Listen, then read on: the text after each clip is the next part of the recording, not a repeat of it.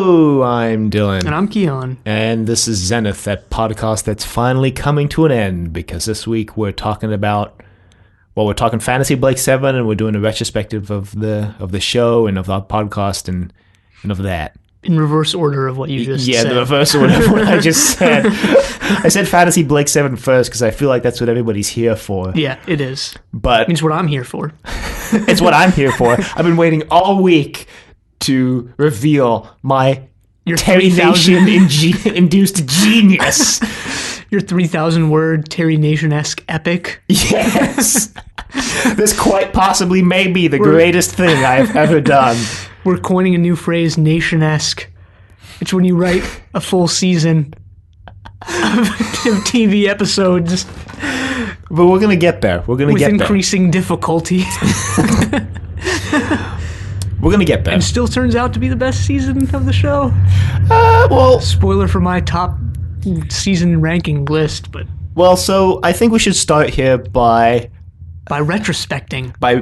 Let's look back on Blake 7 and the podcast.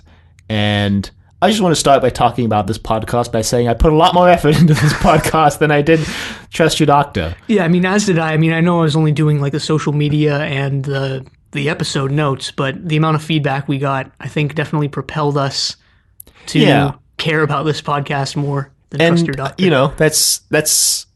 I mean, it's interesting. You know, we got a lot more feedback just right off the bat on this show, and partially I think that's because we kind of started this show with a fan base. When we started Trust Your Doctor, right? We were literal nobodies starting a podcast in a saturated market. And we also knew how to start a podcast one that doesn't necessarily turn people off on the first episode, one that has its social media accounts set up right from the get-go, right from the start, where we have a website going and we have the feed going and everything's going right from the start, and we know sort of how to market it. But it's also that Blake 7 is a more niche topic. There are only maybe 6 Blake 7 podcasts. I know we tried to name them all, and we might as well name them all. We might as well name them here in case people want another fix of Blake 7 after Zenith wraps up at the end of this episode. So there's Shaken Blake. That one has completed. That was the original one from 2008 or something. Then there's Spacefall. There's Down and Safe. Right. Are we going in order here? Well, no. Down and Safe was the next one I thought of. Down and Safe isn't finished. They're probably the biggest Blake 7 podcast, I think. Yeah, I think so too. I think just because of the people who hosted it were pretty big in the podcasting world. Whatever that also means. Writing. I mean, a few of them are writers. They're pretty prominent writers. They haven't put out an episode since a series B, I think. But they're not canceled. They're officially technically on hiatus, I believe. Yeah, a couple of weeks ago we said their last episode was in December 2016, but it was actually December 2017, so right before we started. Yeah. They put out their Series B retrospective type thing, or Series B finale. And then, like Keon said, the Spacefall. Which started pretty much the same time we did, a month or two after. About a month after us. And they're sort of... Their format is similar to ours, but they come at it with a much greater, I think, knowledge of the show. They're not first-time watchers. David Kitchen's one of the hosts on that show. From... I believe, he's from the Doctor Who show, I think. Yes. And he's also on 42 to Doomsday and the Goodies Pirate podcast. Yeah. But they're bi-weekly. Yeah. So every 2 weeks. So they're still, at this point, they probably just finished. I think they're in Series C, I believe, now. I was listening to 42 to Doomsday, and David Kitchen mentioned being pretty close to the end of Series B when they recorded that episode. Yeah. So I believe they're in Series C now. There's the Classically Awful podcast. Right, another one that started sort of around the same time. Yeah, I think they were bi-weekly as well originally. I think they went on a little bit of a hiatus in the middle of the year. I'm not entirely sure where they are in the show now. Yeah, I'm not too sure either. There's Blake 7 in Character, which is vastly different in format from all the other shows we listed. Right, that's my personal favorite of all the ones we listed. And they do character episodes, so they'll have one episode about one character on the show, and it's really interesting, and they talk a lot about costumes and production stuff. Right. And they're really good. And I think that's all. If you still want more Blake 7 fix, there's also a blog from the guy who did Wife in Space, I think. It's called Wife and Blake, I think. Right. They're already done. Yeah, they finished years ago, I think. But it's a guy, and his wife's never watched Blake 7 before, and he's watching Blake 7 through with his wife. There's also the Watching Blake 7 blog. Right. Which is similar to that, except it's just one guy watching Blake 7 with a really cool website. Yeah, I agree, actually. He linked to one of our episodes. Yeah. And then, of course, there's the Making Blake 7 Twitter account. Right. If you want more behind-the-scenes information. And weirdly enough, he's sort of his own fantasy Blake 7 type thing where he's using production pictures to recreate or create a sort of a pseudo TV episode based around that Terry Atwood's book Afterlife. Huh. He did Pip and Jane. Yeah, but he did Pip and Jane. A guy, I think his name is Terry Atwood, or something Atwood, wrote a book set post Series D, post Blake, called Afterlife. And I read the plot synopsis of the book, and it sounds bonkers. But Making Blake 7's currently, as of recording, doing sort of like telesnap version of that book. So yeah, I haven't been on Twitter extensively in weeks, so. Yeah, that book sounds bonkers. Avon's sister shows up, near the end of the book. Villa and Avon are the only two crew members to survive. Yeah. And that's about all the fan stuff about Blake 7 I can think of off the top of my head right now. We'll put links to all of this in the show notes. I mean, there's the Blake 7 online forum, which is pretty active. And surprisingly. And they do rewatches every once in a while. I know they did a 40th anniversary rewatch. Mm-hmm. But yeah, we'll put links to all of this in the show notes. Yep. Anyway, yeah, as I was saying, I definitely put more effort into this show, and I had a lot of fun doing this show, surprisingly. Yeah. We had a lot of interesting conversations on this show, specifically remembering back to what is science fiction, which is like a running 5-week segment on the show. Well, that's something I want to touch on is now more than ever. I mean, I'm really glad I watched Blake 7 because now more than ever I see science fiction not as a genre, but as sort of a lens, a critical approach to a thing. Or I won't use the word thing, a TV show, a book, whatever it is. I'm still going to fall back and call it a show a science fiction show because it's so much communicatively, it's so much easier. Right. But yeah, I don't know. And it leaves less room for misinterpretation, I think. Yeah. Also, 99% or more of people don't really care about the question, what is science fiction? So, there you go. That's a high percentage. And I think Blake 7 also is a really unique show. Yeah, no, I'm really glad I watched them. Me too. I don't say that about I finished most TV shows. And I'm just I don't regret watching them, but I'm just all right, whatever. Move on to the next one. Mm-hmm. But I'm really glad I actually watched Blake 7. Yeah, no, I agree. Me too. I feel more knowledgeable about British science fiction in the late 70s and early 80s now, but I just feel like it was a worthwhile investment in my time. I was entertained pretty much straight through, save for a couple episodes. I'm looking at you, Animal. We're going to get to you in a second. But it's rare to find a television show that one has aged so well. Yeah. There wasn't ever a moment where I was man, those special effects just really haven't aged well. I mean, okay, there were a couple moments, but they never really took me out of the show. No. They never really took me out of it. And there were still moments where I'm really impressed by the special effects as well. I'm wow, that looks really good. And the writing holds up really well. I just think it's just a really well-made show that stands the test of time. Yeah. And it's really rare to find a show like that. I think it's in my top 10 for sure, television shows of all time. It's in my top 3 of of live action because I mean again I pretty much only watch cartoons nowadays, but of live action TV shows that I've watched, it's in my top 3 easily. I think it's in my top 5. I don't think it goes so far as to get into my top 3, but I do think it's in my top 5. So, and yeah. And I'm really glad we did a podcast on it too. If I just watched this on my own, I don't think I would have gotten as much out of it as I did on the show. Oh, definitely. I still would have. I would have really still liked it if I had watched it. Yeah, absolutely. But having all these fans reach out to us and doing all this quote research unquote for the podcast, I think led to a deeper enjoyment of the show overall. And for that, I thank you. Yeah, thanks. Everyone who recorded with us, everyone who we got out. a lot of really interesting people on the show too, which I really enjoyed. You know, Sergeant Drano, RG, Maurice, Jim, and John all being on the show, and they were all really, really fascinating guests and brought a lot to the table. Right. So that's Blake 7. Yeah, so that's Blake 7. And Zenith, sort of. And Zenith, in a nutshell. Next podcast, we'll like do more research into like what the show's about, so we have a better name. I like Zenith though. I like Zenith. I think Zenith actually encapsulates the show pretty well. And it, because we're the highest point of Blake 7 podcasts? No. Well, because I think it fits in with like, you know, Blake 7 all of a sudden goes for like a lot. They go for these one-word named episodes, and Zenith like surprisingly fits in really well with that. Despite us like not having watched the show. That was a joke, by the way. I don't think we're the highest point of Blake 7 podcasts. No, I don't either. But again, were we ever trying to be? I mean, I think we strove for quality, but there's only so much we can do as two guys sitting in an office with two microphones and a laptop, right? We don't have like a really over-the-top recording setup here. We don't do this full-time. We're definitely hobbyist podcasters.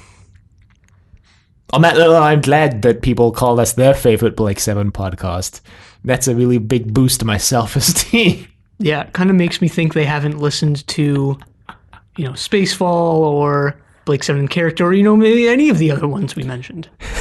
The great thing about this conversation is you can't tell if we're being humble or self-deprecating. Or if we're, like, humble bragging.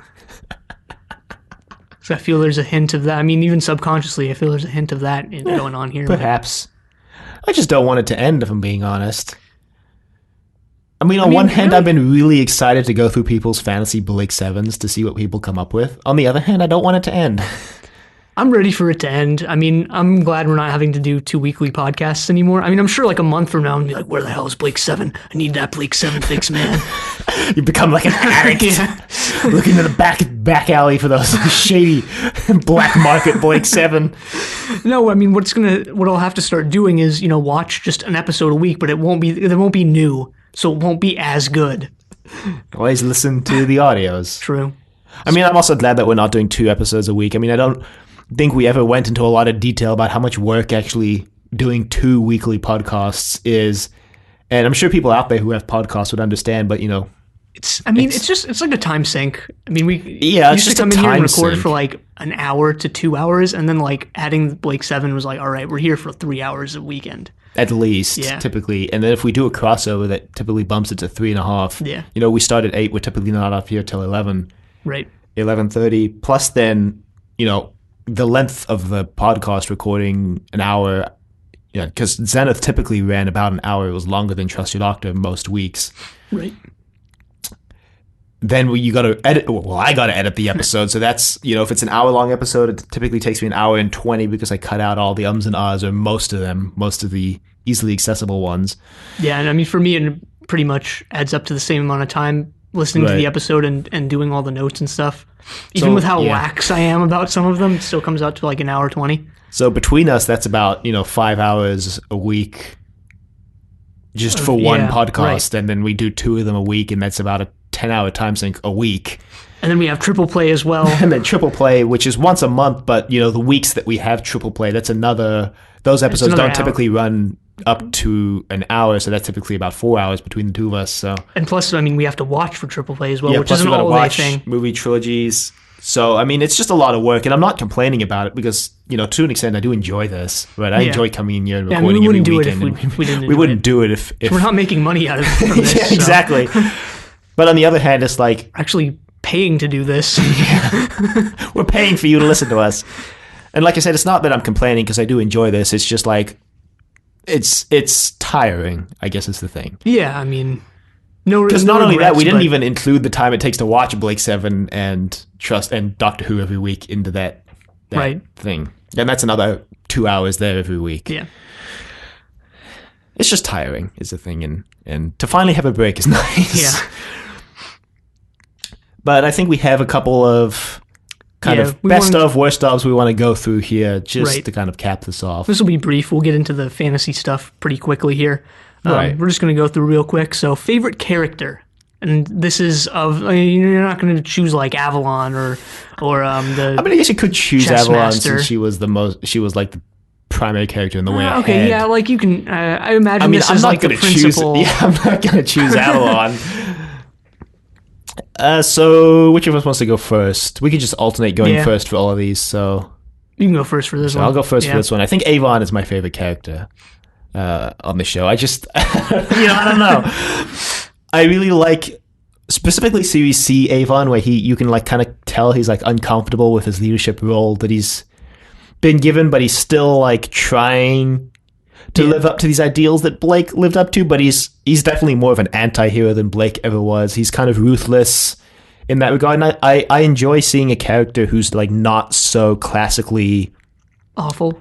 Kidding. I'm kidding. not so classically like good, right? Like Blake, Blake was the one character going into this who was framed for his crime, and he was like super idealistic and always tried to do the right thing, whereas Avon, Yeah, I mean that's the thing. Blake's crime, out of all of them, Blake's crime was rebelling against an oppressive government, which Right. people can really get behind. right? And I just enjoy seeing a character who's not so classically like the good guy. You watch a television show, and typically the main characters are like the good people, right? And Avon is like, he's trying to do the right thing, but you can tell it's like not his MO, and it's like out of his comfort zone, and watching him do that throughout the show and playing off of Blake, I think was just, I really enjoyed it, and he's my favorite character because of that. Yeah. Avon's up there for me, but I'm going to go for a slightly more controversial, I think. I swear to God, if you say can. Just end the podcast short right there. No, I think my favorite character is Servalan. That's actually a fair choice. I think she's up there for me as Yeah, well. I think just Jacqueline Pierce is the best actor on Blake 7. And I would agree with I that. put her above Paul Darrow. I mean, it's definitely a close think race it's a close between those race. two, and I put her above Paul Darrow. Especially with some questionable decisions from Paul Darrow in Series D. But Servalan also had, I mean, it was really she, Avon, and Villa who were there from beginning to end. Right. And she had such an interesting character, and learning about her backstory from, between Series A and D made her an even better villain than just her normal ruthless self that we see on screen. Right. She's definitely one of the villains I've seen in anything that has the most character development throughout the show, right? I mean, especially that episode, forgetting Children of Auron, where she cries because the clone children she has are dead, and then after that she becomes like increasingly more just ruthless. She starts wearing black, right? Like that's something that not a lot of television shows would go for. Yeah, I know early on in the show I mentioned Eureka 7, and we actually mentioned a lot of shows that were inspired by Blake 7 because there are surprisingly a lot, even though I feel like most people, and I know we discussed this, but I feel like most people aren't aware of Blake 7, but probably know about shows that were inspired by it. But Eureka 7 is a cartoon, so anime series, Japanese cartoon, and the villain in that, Dewey, is my favorite villain like ever in anything, and he's like he's a pretty big mix of Servalan and Travis. And that scene where Servalan cries is like very foundational. It's like this to his character as well. Right.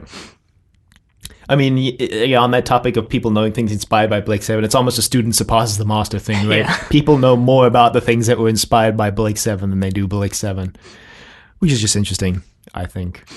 Firefly is a definite Right, one Firefly. I mean, I would consider Dark Matter as well. there. Yeah, for sure.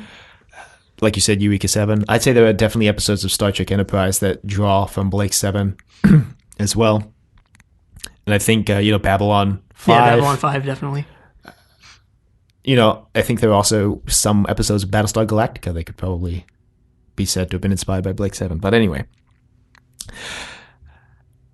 What's our next category? Least favorite character, Yeah. right? So you want to go first for this one? Yeah, this one might be controversial as well, but I'm Swear going to God if you say can. Gan's not on any of this for me. Gan, despite how much I liked him in the beginning, it was just middle of the road at the end, I guess. My least favorite character is Jenna. That is controversial. And I feel like out of the main characters, she just... Well, actually, now that I think about it,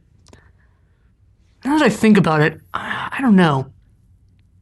I mean, I didn't come into this with a plan. I'm making all this up on the spot. Well, this is a tricky category because, like, I think Sulin, all the maybe? characters had some character development, and I liked aspects of all of them. I was going to say Sulin. Yeah, I'm gonna change mine. I'm gonna go with Sulin. Because she had even less than Jenna. Yeah, and not only that, like, in my opinion, there wasn't really a reason for her to be there. She was very similar to Dana. She's pretty clearly a Callie replacement, but even in that aspect, she's actually really similar to Dana with, like, less Lines. less character. Because Dana had that whole thing where Servalan killed her dad, and... Yeah, Dana was great, like, overall. Right, but Sulin came into it and didn't really have that kind of motivation off the bat. She didn't have that really driving force. She just happened to be with Dorian when they killed him, right? I mean, I know we discussed this at one point, but she wasn't as unique as the rest of them, right? You think of Series A, and we have Blake the rebel, and they do this in the last episode too. Avon the psychopath. The anti-hero, the thief. really. They all have their role, but Sulin doesn't necessarily have a unique role. Yeah, we definitely talked about roles. Like, Series A was Blake was the leader, Jenna was the pilot, Gan was kind of the muscle, Callie was sort of the everyman, Villa was the thief, and Avon was the anti-hero. And then you get to Series D, and you're like, well, Terrence the pilot, and Avon's the leader, Villa's still the thief, but also the drunk, and Dana's the weapons expert. And then it's like, well, what is Sulin, right? Yeah. And I don't think that's a knock on Glynis Barber. I just don't think she was, like, given anything to make us like her. So, at least favorite, by the way, doesn't mean bad. At least not in my opinion. Yeah, but Jenna is still right next to Sulin for me. Mm-hmm. Yeah, this is probably a good time to bring up St. Clinton asked us in an email, and I don't remember what episode we put the email in now, but he asked us to early answer on in the show. I believe Series B. Yeah, I think so as well, where he asked us to respond to a question at the end of the show. Which character do we most personally identify with? Right, and he specified that it didn't have to be main characters. It could be anyone. I swear to God, if you start All right, well, why don't you take this one first? This was a tricky one, because it is kind of an abstract question, and you know what? I'm going to say a question that's an answer that's probably going to surprise a lot of people, and I'm going to say Tarrant. Huh. Wow. Yeah, I know. After all that. Yeah. Yeah, I know. I was surprised myself, but, like, I don't know, when you pointed out that question right now, and I was, like, just thinking about it, like, immediately the first person that jumped into my head was Tarrant, and, I just feel like Similar hair-ish. Yeah, that's a plus. That's for sure a plus. But I don't know, just being kind of the guy in the background who everybody's like, haha, just write him off because he doesn't do anything. I don't know. I also, in some ways, feel like Is that why you redeemed him in your story? That was unintentional. No, I mean, redeeming him was intentional. It was unintentional that it happened to be the character I feel like I most identify with. I don't know. I just feel like I identify with him being the kind of guy that if what he writes off, everybody takes the piss out of. And he kind of seems to play into it as well, which I know I do. When I make a lot of self-deprecating jokes off the podcast. And yeah, for that reason, I'm going to say Tarrant. But I'm curious to hear your answer to this. All right, well, I mean, St. Clinton, you might be regretting allowing us to do anyone, because I'm going to go with those drugged-up people in the way back who decide to stay complacent and not go against the Federation. Because I feel it's just best to fall in line and not stick out and just go with the flow. They probably had way easier lives. Ignorance is bliss. That's so fair. There you go. That's fair. Just realized neither of us chose Zenorak or Slave for any of these characters. Why did you think we would? Well, I was just thinking I could have put Slave as my least favorite character, but... Oh, I thought you meant for which one we were Oh, yes, because I really relate to Orak, this god-level knowledge being that can know anything. No, I relate to Terran. He's good at his craft, but doesn't like to show off. Is he good? Or is he faking? I mean, that was one of the things we talked about in Series D, where I was like, well, Series D really feels like a parody of itself, because in Series C, Tarrant was like the best pilot they've ever seen, because he does that spinning move with the Liberator, and does all this nonsense with the Liberator, and like, we've never seen that before, and completely outwits the Federation piloting the Liberator, but then he gets the Scorpio, and he's like, and he becomes a subtle, like, bumbling fool at the controls. It's like, well, what really happened between the two seasons? Terry Nation left. Terry Nation left is the thing. I guess I relate with Series C Tarrant more than Series D Tarrant. Because Series D Tarrant is where he really becomes like the butt of the joke. I should have picked Terry Nation as my most character I relate to. No, I'm kidding. Oh, what's next on our list? Favorite episode and least favorite episode. So we'll have to pull up a list. Yeah, let's for least favorite at least. I think I know my favorite episode. You can go first. Because I went first for character relation. What's the final episode of Series C called? I forget what that one's called. Something with an R.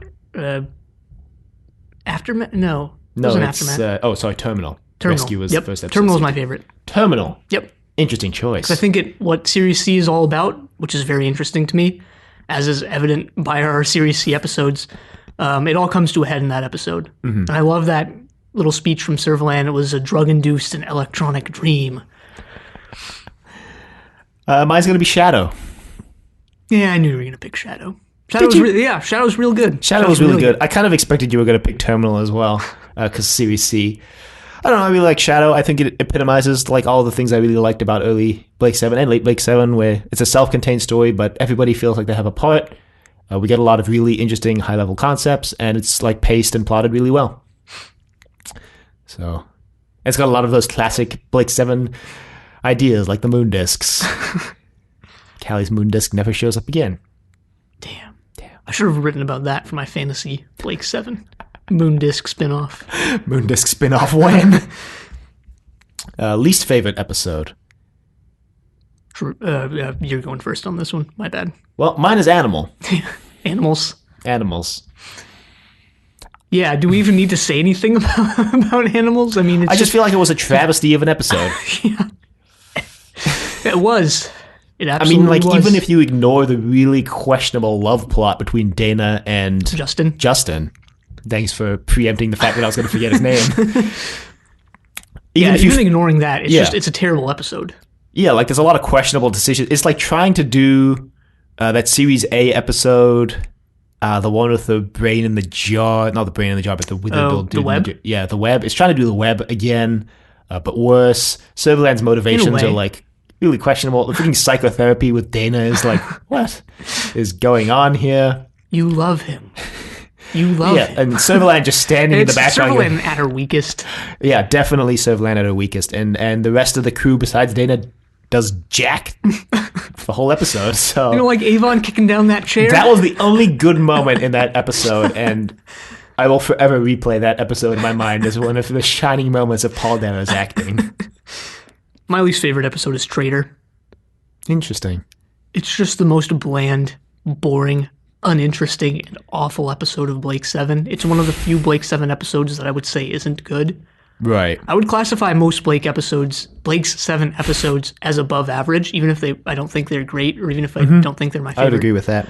But there are a couple that are pretty far below average, and I think Traitor is one of them. I think there are 3 episodes that I would consider below average. Animals, Volcano, and Traitor. I would put Orak on that list. I would have the exact same list, but with Orak pretty on it. Solidly in the middle, I think, for me. Pretty mediocre average. But yeah, I agree with all your points about Traitor. Although I do remember enjoying Traitor more than you did. I mean, there was the only thing I liked from the episode. There was one moment, as you had with Animals. I liked the Sleers Servalan thing that was going on there. But introduced Pylene 50, which was a driving point behind Warlord. So I guess there was that. Right, and also it was a driving point in like the episode 2 episodes after Animals, where they try to find that other genius. They try to find that genius to the one with the space rats. Yeah. I forget what that one was called. Yeah, to make a drug that can counteract Pylene 50. Oh no, that wasn't the one with what's her face? No, that was Star Drive. Yeah, it wasn't Star Drive. No, it wasn't Star Drive. It was. Hang on, if I bring up a list, I'll probably remember. I think it was actually Animals. Actually, because they were looking for Justin because they're like, oh, he's a great genius. You could counteract Pylene 50. Pretty sure it was Animals. And then I think we're going to rank the seasons, right? Yeah. This is going to be tricky. Is it me to go for this one? I think it's me. Yeah. Well, we went you, me, you, me, you. Okay. Wait. Yeah, I think that's what it was. I might have missed. It doesn't really matter. Just go. All right, so this is actually like pretty difficult. Not for me. I have a pretty clear. For the top, ranking. for the top for me, it pretty obviously goes Series C and then Series A. And I kind of waffle between Series C and Series A, which I like better. And I think I'm gonna go Series C, just because I think I like it. I think I like the Liberator better when it's led by Avon. I like the episodes overall in Series C better than A. And then I'd probably put Series B and then Series D at the bottom. Series D had some really good episodes right at the end. Yeah, I just don't think it was enough to save its kind of middling start. No, and evidently a lot of people do think it's enough to save the beginning of the season because, I mean, I remember back probably 6 or 7 months ago when I ran that poll on Twitter. Right. I mean, again, it only had like 30-something people who responded, but Series D came out as a favorite, and I've constantly heard from fans online that Series D is weak in the beginning, but the episodes at the end are so strong that they save the entire season and make it the best season, which I don't agree with. Yeah, so what's your full ranking? My full ranking is A, C, B, D. That's pretty clear it's in pretty my mind. similar to me then. Yeah. 'Cause I'm waffle between C and A at the top. So Yeah, I have a fondness for Series A. I watched half of that series twice. And I think the episodes, I don't know, I think Terry Nation episodes are really good. well, I think Series A is really good. Yeah. Right up I do as until well. right up until the end. There's a weak ending. Yeah, and I think that. the end is where for me. I think the end is the reason why I place it slightly below Series C for me because the end drops off the map a little bit. Ah, Terry. Don't worry, Terry. I understand how you feel now. But yeah, pretty much agree with that. Maybe we should run that poll on Twitter again at the end of this. Like maybe we should run it when you put this episode out. Maybe. I don't see if just to there's see if we really get any any more responses. need to do so. Maybe. So I guess that leads us into the segment everybody's been waiting for. Fantasy Blake 7. Heck yeah. So should we explain what this is again? So let's explain this what this is. It's a good idea. Basically, we asked people, fans, listeners. You didn't have to be a fan of Zenith to respond. No, you just had to be a listener to know. You actually didn't have to be a listener because I posted this on Facebook and Twitter. I was going to say, we even explicitly mentioned in the episodes you didn't have to be a fan of Zenith to respond. We asked people to pitch to us in their perfect universe what Blake 7 would look like, and we basically gave people free reign to do whatever they wanted, whether they wanted to reboot Blake 7, or if you wanted to do Blake 7 with a different cast, or different writers, or different showrunners, or whatever, or just a different form of Blake 7, you know. It was left pretty open. I think what most people went for, including myself, is like Series E. Yeah, I went for Series E as well. Quite a few. I think it was about a 50-50 split between Series E and a reboot / remake. Yeah. There are people who were like vehemently against rebooting it, and I'm one of them. So. And a couple people went for a unique direction where they told us a story that they would have liked to see or something like that.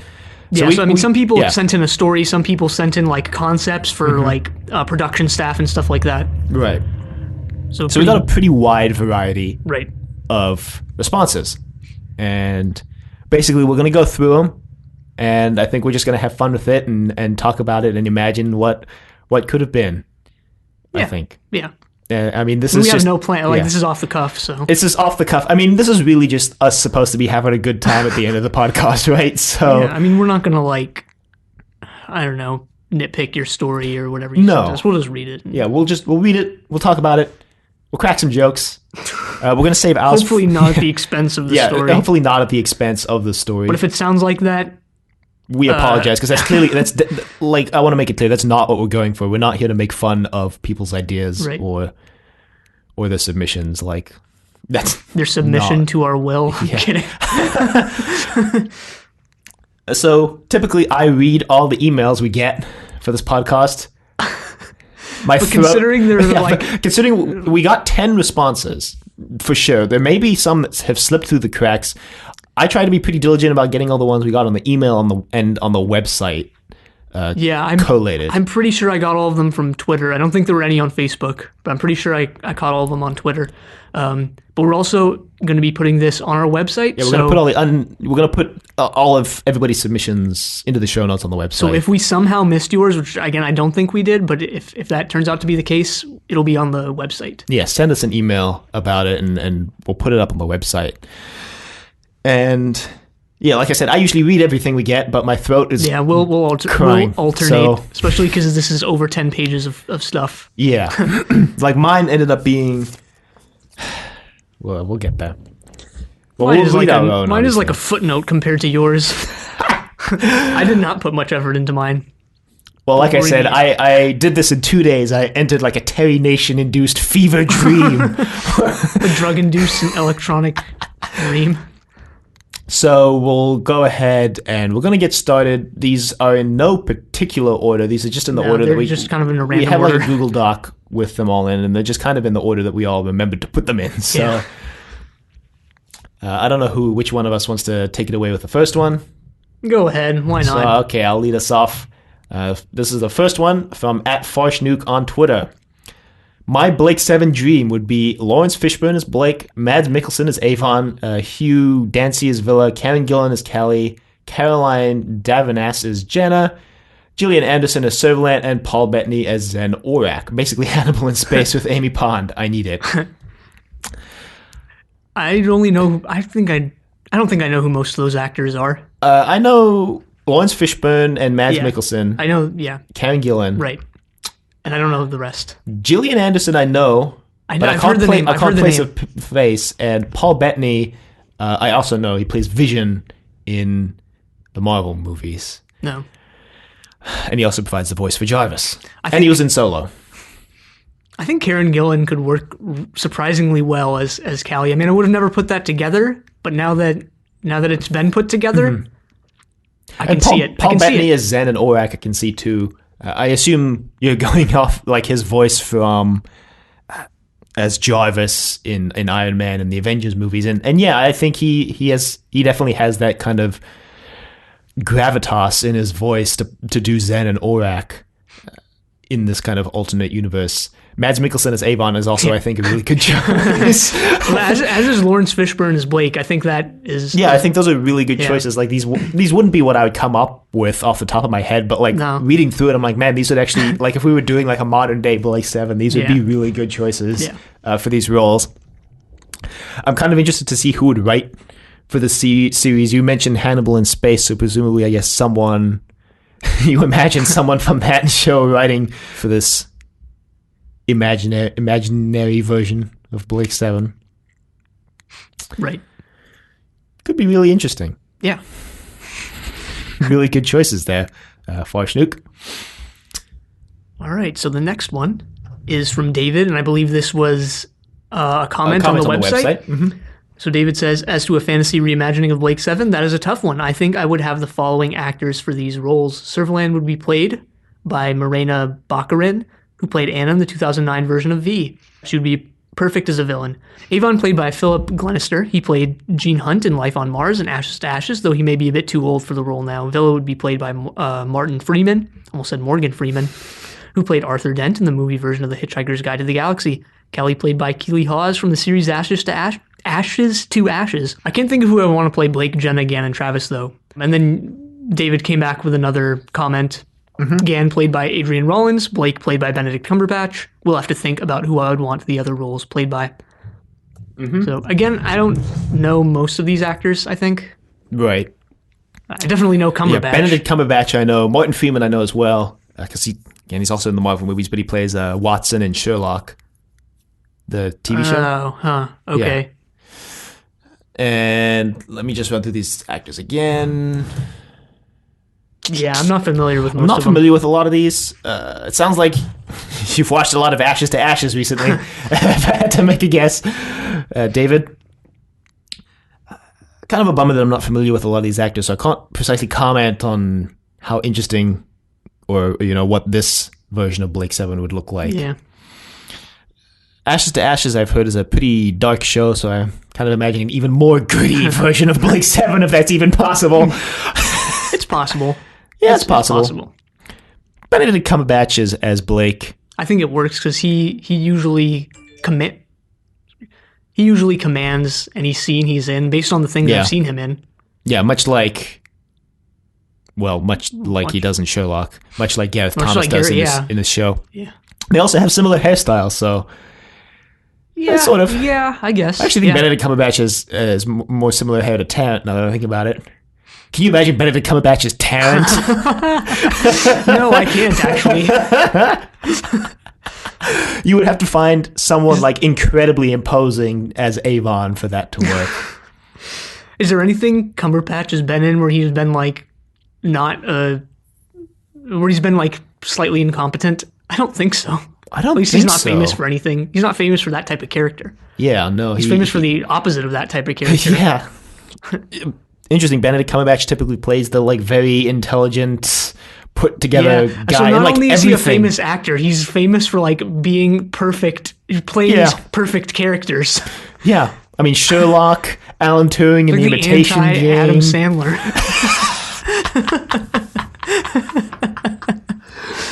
You have Adam Sandler play Tarrant. Doctor Strange even? You had Doctor Strange.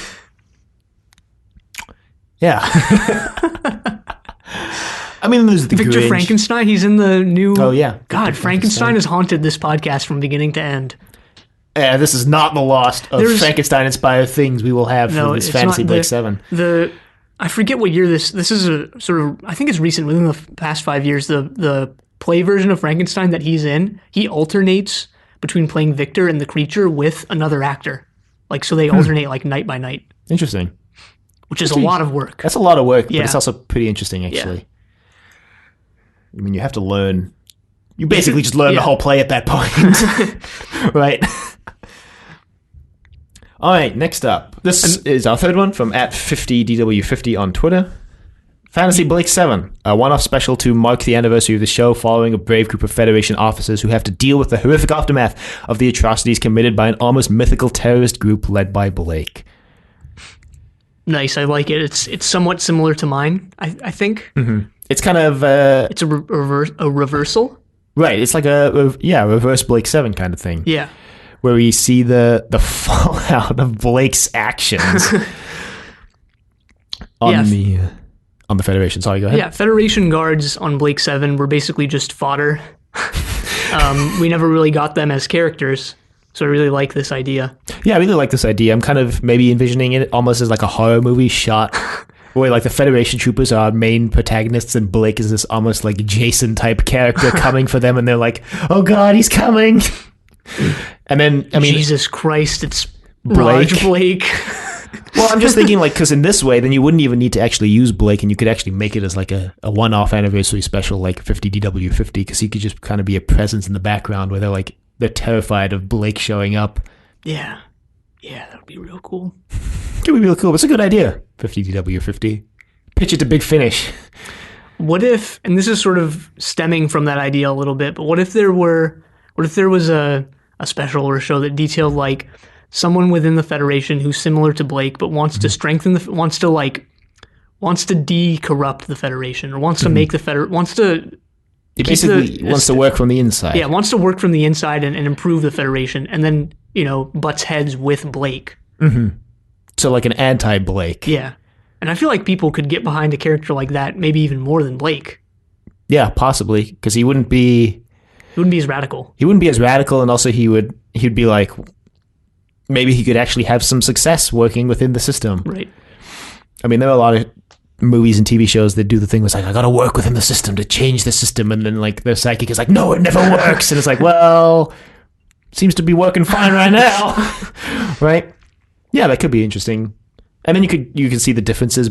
Maybe the Federation has always been portrayed in a negative light because we always see everything from Blake's point of view, and then maybe in this anti-Blake, we see the Federation is maybe not as bad as we've been led to believe. Yeah. Yeah, I really like it. I dig it. That wasn't 50DW50's idea at all, but well, we took what he said and expanded upon it. But I like his idea. Yeah, I like his idea. It's unique, I think. Okay, so next one's coming from @RedTwitDown on Twitter. I'm working on a longer one, but here's a simple one to fit in a tweet. Orak is the only surviving crew member. He gets his own spin-off series like the K9 one, but darker. Love it. I loved K9 Company. As much as I hate that word, unironically. Looking forward to watching the K9 and Sarah Jane show when we get there on Trust Your Doctor. I don't know how this one would work. Yeah, Orak isn't as lovable as K9, I don't think. So I wasn't thinking about that. I think you can still get behind Orak because we get behind Blake and we get behind Avon, even though they're not the most lovable of characters. I was thinking because Orak is basically completely immobile, which is well, he would get picked up by someone is the thing. Probably. He could be put on the head of that bot from Headhunter. Yeah, they could reveal there's another expert out there who's been working on an even better frame. Well, in Afterlife, that novel I mentioned earlier that supposedly takes place, that was published right after the show finished, freaking Avon reveals that Ensor made a mini Orak right before he died. Another Orak. I told you that novel was bonkers from the plot synopsis I read. Yeah, I think this could be a really cool idea. I also think it could be terrible in execution. It's one of those things that sounds really good. Carefully, but I think it would be good. It sounds really good on paper. I can get behind it if you can figure out a way to get Orak mobile. I'm behind it. All right, next one is actually an audio recording by regular correspondent St. Clinton. It's about 4 minutes long, so we're going to go ahead and listen to it, and I'm going to put the audio into the episode here, right here. So, hey everyone, this is St. Clinton. I want to give you an update as to the surviving crew of Blake 7. Dana, she's now president of the Federation for life. Also turns out she was Servalan's daughter. Hal Mallenby, her dad, and Servalan had been having an affair. Servalan became pregnant. Hal managed to get them both into a hospital, operate on, minds erased. Dana was transferred from one to the other. So the person that Dana thought was her mother really wasn't. This was discovered during DNA tests done after Dana had killed Servalan. Villa, vice president of the Federation. I'm sure you're going, what? Villa vice president? Well, you see, Avon really knew the intelligence of Villa. But he didn't. He wanted to make sure that he knew where he was. So he rigged all the computers during the election so that no matter who somebody voted for to be vice president, they were voting for Villa. Villa wasn't happy about it. Dana was okay with it. But we'll find out what happened to Avon in a minute. Su Lin is now Secretary of Defense. Dana recognized Su Lin's ability when it came to weapons and war and put her into that position for life. Del Tarrant. Well, Del is serving a 50-year sentence in prison Remember that story that Tarrant had said when we first met him about he had gone to the Space Academy and dropped out supposedly? Well, it turned out he had actually finished long ago. And Servalan placed him out there to be a part of the crew, of the Blake 7 crew, to spy on them. She wanted to make sure that they weren't doing too much.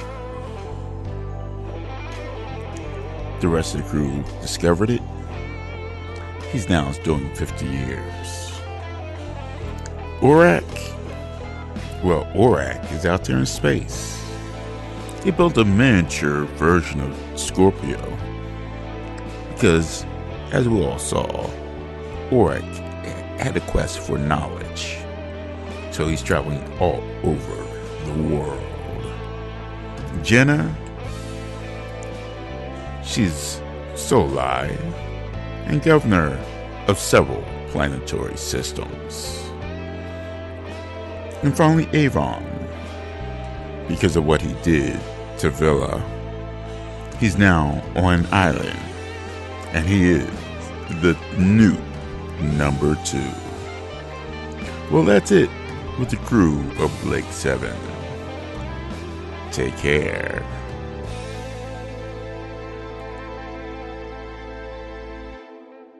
So, first of all, I'm really glad Taryn is doing 50. 50 years? 50 years. Serves him right. For what? I thought he redeemed himself. Yeah, but I mean, as it turns out, he was working for Servalan all along. Well, only in St. Clinton's. Yeah, but that's what we're here to talk about. Yeah. And yeah, I mean, I know a lot of this was like somewhat tongue-in-cheek, but I really like some of these ideas, like Dana actually being Servalan's daughter. That would be a big... That would be awesome. That would be a big twist. Yeah. That I think really works, actually. Yeah, the first time I listened through this, I was like, interesting. Well, and I thought it was kind of just a joke, but, the second time through, I was like, I think it could actually really work. Well, especially because Servalan has her mind erased, so she doesn't even know that she's killing her daughter's father when she kills Hal. When she kills Hal. So that could, I mean, we see Servalan still has emotions when she cries for her children, right? So Children of Orion. Yeah, we can see how that might, affect her. Or maybe that would even fuel Dana's anger more if Servalan was just like, well, I don't care. Whatever. Means nothing to me. Killed the guy I had an affair with, and then I had you. I mean, it would put Dana in a really interesting position, which I think is why it might work. Because she'd be like, well, do I have to kill my mom, or what do I do? Right. Right? Because she always had this insatiable desire to kill Servalan. And also turns out the prisoner is set in the same universe as Blake 7. Classic Avon being dumped as number 2. Oh, is that what that? Yeah. Huh, okay. Yeah. At the end there. Huh. Being dumped as number 2 on the island. Villa as vice president. Villa would actually make a good vice president. Let's, if he stopped acting the fool for once and actually used all that knowledge we found out he had, he actually would be a pretty good vice president, in my opinion. Sure. I mean, I would vote for him. Because apparently I don't have a choice. That's such a classic Blake 7 thing, too. It's like, well, you don't have a choice in who you vote for. Well, you think you do, but not really. Well, it's such a classic Blake 7 thing to do as well, where it's like, all right, now the Federation is democratic, but really you don't have a choice. Yeah, but really it's not. I think that was really imaginative. Yeah. Actually, I really enjoyed that. Yeah. I especially like the sultry music in the background. Which kind of really drives home I don't know what it drives home, actually. I don't know why I started that sentence like that. Thank you, St. Clinton, for that one. Thanks.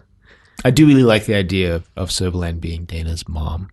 There's a lot of interesting stuff that can be done with that one. Yeah, Dana, I mean, now just thinking about it now, like, if Dana was done slightly differently, there could be a Series E or even like Series D could have been this, where Dana is the main character. Right. She has that like main character impetus, right, of like revenge. We kind of thought Series C was going to go that way with Dana and Avon being the lead characters, especially since they were like the first two you see in Redemption. Yeah, right. And then Redemption? Aftermath? Aftermath, sorry. Redemption was Series B. Yeah. In Aftermath, And with Dana being like, I have to kill Servalan because Servalan killed her father, and we thought it was going to be like a Blake Travis kind of thing with Dana and Servalan, and Right. it didn't end up going that way, but it's kind of where it seemed like it was going to go that way with Aftermath. All right, so next I think it's your turn to read, since I read the previous one. So the next one's from Hal Morrison. I believe this was An email. Mm-hmm. So Hal Morrison writes, Blake 7, a 12-episode miniseries by showrunner Ronald D. Moore for Starz. Cast Arthur Darvill as Blake. That is interesting. Ruth Wilson as Avon. Michelle Ryan as Jenna. Gemma Arterton as Callie. Samuel Anderson as Villa. Aaron Douglas as Gan. Trisha Helfer as Servalan. Katie Sackhoff? Katie Sackhoff as Travis. Visual effects supervisor Doug Drexler. And yeah, that's it. Really interesting choices there. I recognize a couple of these. Trisha Helfer, Servalan, I think really works. I don't know who Trisha Helfer is. Well, This is the consequence of like mostly watching animation. Is like I don't know who most of these people are. I don't know what Trisha Helfer is mostly known for because she's been in quite a bit, but just name one of them. She was in Probably haven't watched it. Battlestar Galactica, I believe. And yeah, she has that kind of commanding presence that I think Jacqueline Pierce has as Servalan. I think she plays villainous roles really well, but not just villainous roles, but also like morally gray roles like that. So I think, that's a really good choice. Arthur Darvill as Blake is interesting. And I want to touch on that for a moment because, I never really considered that Arthur Darvill to have the kind of screen presence that Gareth Thomas has. Yeah, I mean, I've only seen him on Doctor Who, not anything else. I mean, even in Broadchurch, I never felt like he was the one commanding presence in the scenes he's in, even in the scenes without Olivia Colman and David Tennant, who both just both have just such gravitas that you can't help but watch them. Like, even when he's playing off other characters, he feels like he feels kind of like a subdued kind of actor. However, we found out he plays Mephistopheles in the I was going to say, Faust. However, I actually think it might work in an interesting way. Like, I think it could be really interesting to see Arthur Darvill as Blake like that. Doug Drexler as visual effects supervisor, I think, is a really good choice. I don't even know who that is either. He did work on Star Trek Enterprise. He does a lot of visual effects work on TV shows, sci-fi TV shows now. I think he does really good work. So I think that's good. Those are the only names I recognize. Michelle Ryan I recognize as well, but I'm not able to place a face right now to the name. Ruth Wilson is Avon. Did you gender swap Avon? That's my question. I think Ruth can be a male name. No, Ruth Wilson. I assume you mean the English actress known for her performance in Suburban Shootout, that Ruth Wilson, in which case you gender swapped Avon, which is very interesting. And Travis as well. And Travis. Interesting. Could it work? Do you think a gender swapped Avon could work? Yeah. I think it would work. Yeah. There's no reason why it wouldn't. I mean, as long as they don't go for the sappy love plot between Avon and Blake. No, they wouldn't. Which... Well, sorry, Hal? Hal didn't, specify that was the case. I mean, they could go for that. Yeah. I would hope that they wouldn't. Same here. I mean, as long as they didn't go for it, I think it would work really well. I mean, I guess it could work if they went for it as well. Who am I to say? Honestly, who am I to say? I just think it's interesting that you gender swapped Avon. Nice. All right, so next up we have another audio recording from RG, which I'm going to slip into the episode here. This is my Fantasy Blake 7 episode. Cast is Callie, played by Carrie Mulligan, Dana, played by Freema Agyeman, Jenna, played by Felicity Jones, Servalan, played by Tandy Newton, Avon, played by Idris Elba, Villa, played by Martin Freeman, and Dratch, played by guest star Chiwetel Ejiofor. Music is by Murray Gold. The director is Nick Hurren, and it's written by Al Bingham. Servalan has been so intent on chasing the Liberator around the galaxy that it has disproportionately aged her. She is at her wit's end. She stops to refuel her ship on a planet, where she hears two men talking together. One of them mentions a shipment of fuel that he is supposed to leave on neighbouring planet Mulloway for someone known only as the Falcon. Intrigued, Servalan directs her crew to stealthily make their way to Mulloway. This will give her a chance to learn who the mysterious Falcon is and steal herself some free fuel. Meanwhile, on the Liberator, Callie is talking with Avon in her room. Callie, don't you ever get tired of combing the universe for resources and running from the Federation? Avon, it keeps me young. Callie, coyly, you're not so young. Avon, I'm not so old either. I can keep up with the best of them. Callie, don't get too carried away. You only have to keep up with me. On the flight deck, Jenna picks up a distress call from a former colleague, Dratch. He tells her he has discovered a cache of weapons and is prepared to sell them to the Liberator crew to keep them out of Federation hands, while also making some money. Jenna talks the rest of the crew into meeting up with him on an asteroid that is close by. She teleports there with Callie and Dana after they all put on spacesuits. Villa sees Avon sending messages to someone and tries to find out who. As usual, Avon says it is none of his business. Villa, yes, it's only my business when it's locked or dangerous. Avon tells Zen to fly closer to the planet which the asteroid is circling, then asks Aurak to describe it. Aurak is annoyed at being interrupted, as he was figuring out why humans think it necessary to determine pi to more than 3.1415926535897993. It's completely irrelevant. He tells Avon that the planet is primarily a fueling station. Avon decides to teleport down for a closer look. Jenna, Callie and Dana land on the asteroid. It is freezing as it has no atmosphere. Jenna sees a ship and they all go to investigate.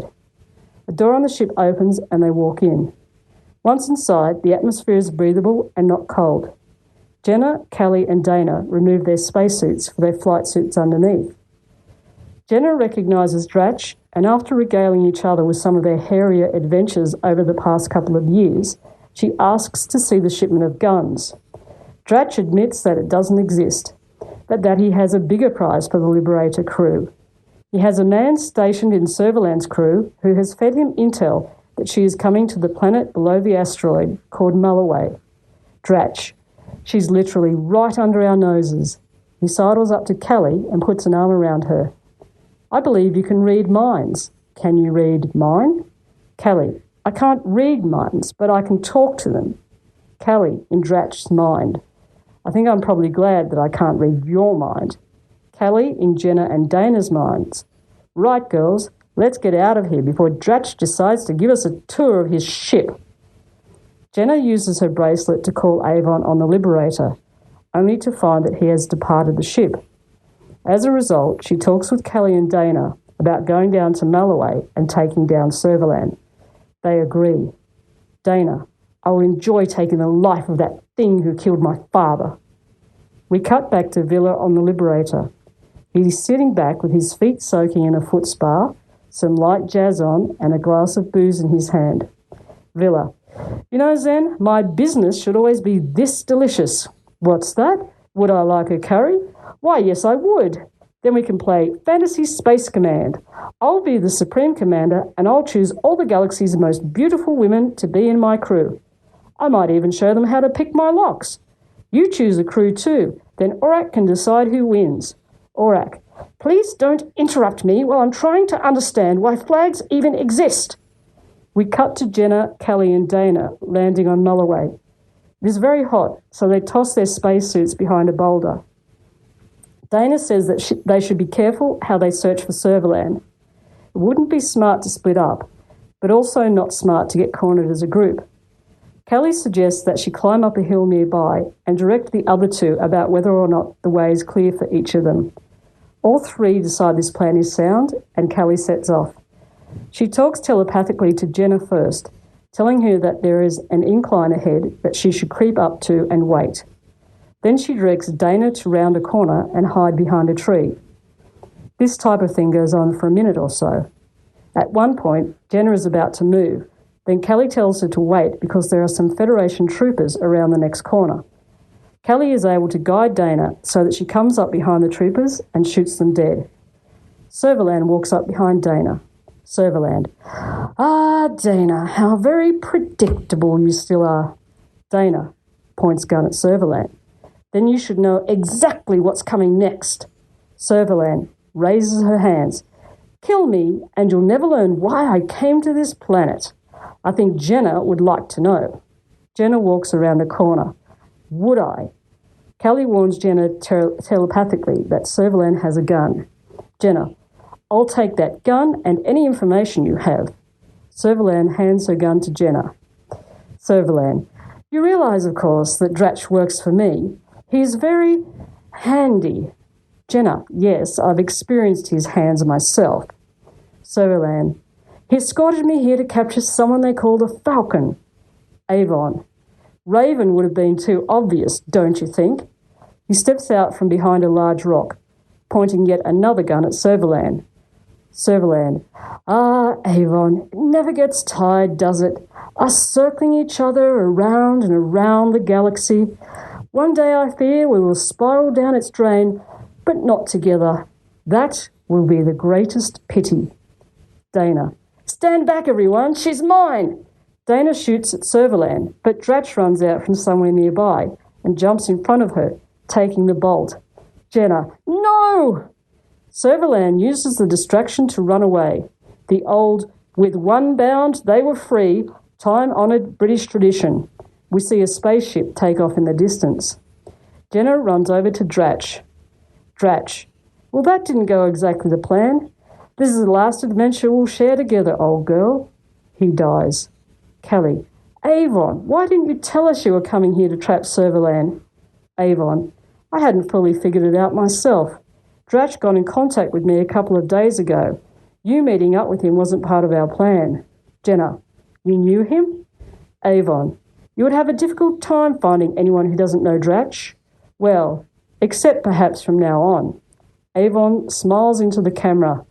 Then the theme music swells. Nice. All right, let's go over the casting of that one first, because I think there's some really cool choices in there. Yeah, I didn't know. Like, I only knew like half of these people. Do you know Carey Mulligan as Callie? Yeah, she played. You know her too. She played Sally Sparrow in Blink. Oh, okay. Yeah. Yeah, I can see that. Yeah, I can see that too. Yeah. Yeah. And Freema, I still don't know how to pronounce her last name. Adjuman, I think. Yeah. As I think Dana. that's how Archie said it. Mm-hmm. I can see it. I can see that as well. Based on how she plays Martha, I can definitely see it. Yeah, especially like, late series 4 Martha, where she's like part of the unit. Yeah. Now Idris Elba is Avon. Mm-hmm. That I feel like all we're saying is like I can see that, but like I can see it. Yeah, that one is like that's one of those ones where you wouldn't think of it at first glance, and then when you really think about it some more, you're like, oh yeah, I think it could work. I think a lot of these are like that. Mm-hmm. What do you think about Murray Gold on music? I think that is really interesting because the only thing I've heard Murray Gold on is Doctor Who, right? Which has a much more lighthearted soundtrack than Blake 7. Yeah, but then again, classic Doctor Who had a soundtrack very similar to Blake 7 because they were both done by Dudley Simpson. Right. Murray Gold's work gets darker in the 12th Doctor's era when the Doctor gets darker, obviously, and it also gets more subdued when we get to the 12th Doctor. And I think if he kind of does like that, then I think it could play really well, especially with the actors in this fantasy Blake 7. I think it could work really well, and I think he could come up with some really interesting music for it. Yeah, Murray Gold is a great composer, I think. Yeah, he's an incredibly versatile composer, and I think that, even if this is a little bit out of his comfort zone, he would fit right in after, a couple episodes or two. In regards to the episode that RG wrote, basically classic Blake 7. Yeah, this is definitely a very Blake 7 episode. It takes place, I guess, in an alternate timeline because Jenna is with Dana. Right. Yeah. But that I think works, especially having the the 3 female characters. Well, Jenna and Dana work better together than Sulin and Dana, as this audio already immediately shows.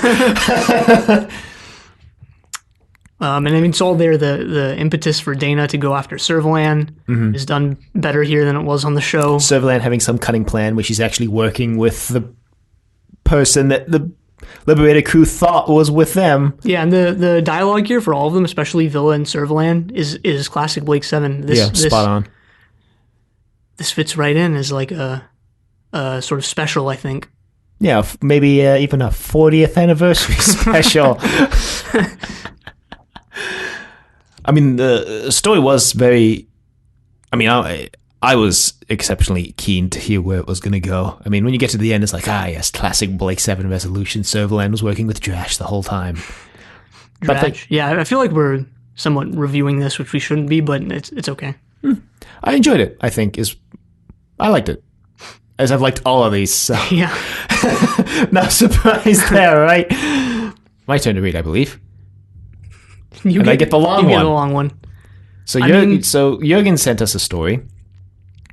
If you want me to read this one, I can, because you're reading your 5-page thing. Oh, that's fair. So. All right. Yeah. Have fun with this. Alrighty then. So this one's from Jürgen. Okay, so this is called The Shape, a Halloween/Frankenstein-inspired short story set in the Blake 7 universe. And it's done. I've had enough, Sulin said to Dana in her usual matter-of-fact way. Dana was not sure to what or to whom Sulin was referring. The weapons expert still didn't know what to make of the gunslinger. She'd known her for quite a long time, but didn't think she could trust her. Sulin would gun Dana down in an instant if she was a threat. At least she'd try to. Her gun-drawing skills were considerable, and Dana, no amateur markswoman herself, had been in awe of her since the first time she aimed a gun at the crew in Dorian's leisure room. However, as much as she missed the telepath Callie's soft side and maturity, she'd been like a mother, and her spirit reminded her of her adoptive sister Lauren. She did feel the new member of the crew had more in common with her. They were closer in age, and both women handled guns well. They'd even provided each other sexual pleasure on occasion, much to Terran's chagrin, as they blankly refused him to take part in the carnal activities. Dana found out she was a lot better at hand-to-hand combat, though when they went to Caspar and Sulin had been useless at defending herself against the leader of the space rats, Atlan, when he decided to use her as some kind of shield. I read that wrong, but no going back now.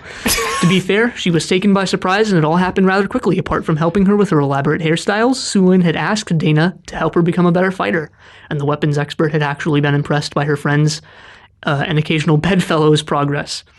Sulin, in turn, had tried to teach Dana to be less reckless and to think before she acted, but the 21-year-old was simply too fond of danger. There were signs that she'd matured quite a bit during her time on the Liberator and Scorpio, but she was still an adrenaline junkie and enjoyed taking risks. She would love to make good on her promise to kill Servalan, but this desire didn't define her as much as it used to. Come to think of it, did she actually ever have time to properly grieve for the deaths of her father and sister? She'd almost been a child when she threw in her lot with Avon and his motley crew. They'd become her new family.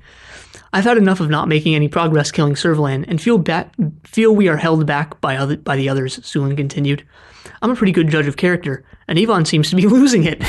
Villa is turning into an alcoholic, and Terrant, well, some people might consider him pretty to look at, but let's leave it at that. I don't agree with you there, Dana said. He's not useless. I owe him my life, just as he would have been dead if it wasn't for me. My biggest problem with him is the fact that he slept with my arch enemy. The sand probably had a part to play, but still.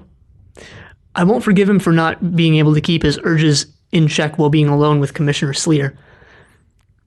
She said the alias with a lot of contempt. Sand or not. I mean, falling for Peary was pathetic, but sleeping with her, giving her his sympathy as he called it, the blonde woman shook her head. Dana continued defending their crewmates. How about Avon and Villa? They've known Servalan a lot longer than I have. They understand how her mind works. I agree Avon's been rather unstable lately, but what do you expect? We lost both our home and a friend. And whose fault was that, really? I admit Avon could have dealt with the situation better, and we should have never passed through that cloud, Dana conceded. Come on, Dana. When he said, I need to kill her myself, it was a dangerously unstable person speaking.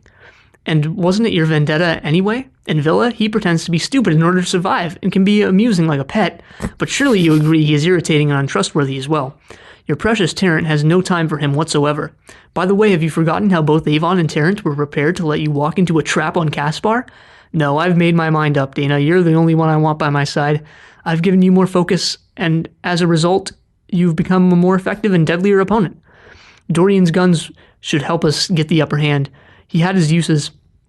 She thought back to him begging her to join in while he was having sex with his latest bit of rough trade. She refused each time and found sexual fulfillment with a member of the female Seska tribe instead.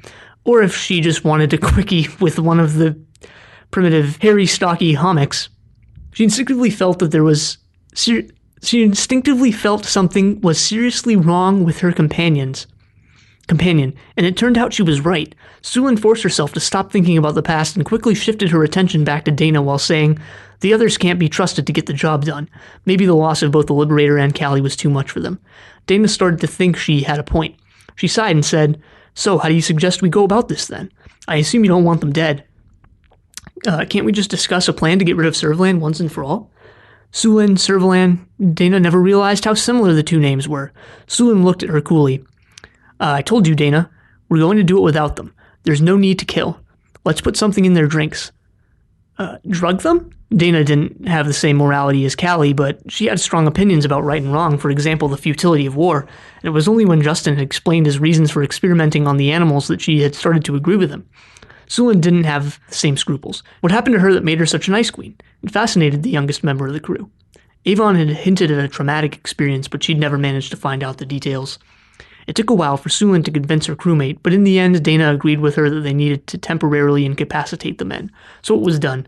Dana handed out glasses of wine to the male crew members containing a very strong sleeping agent.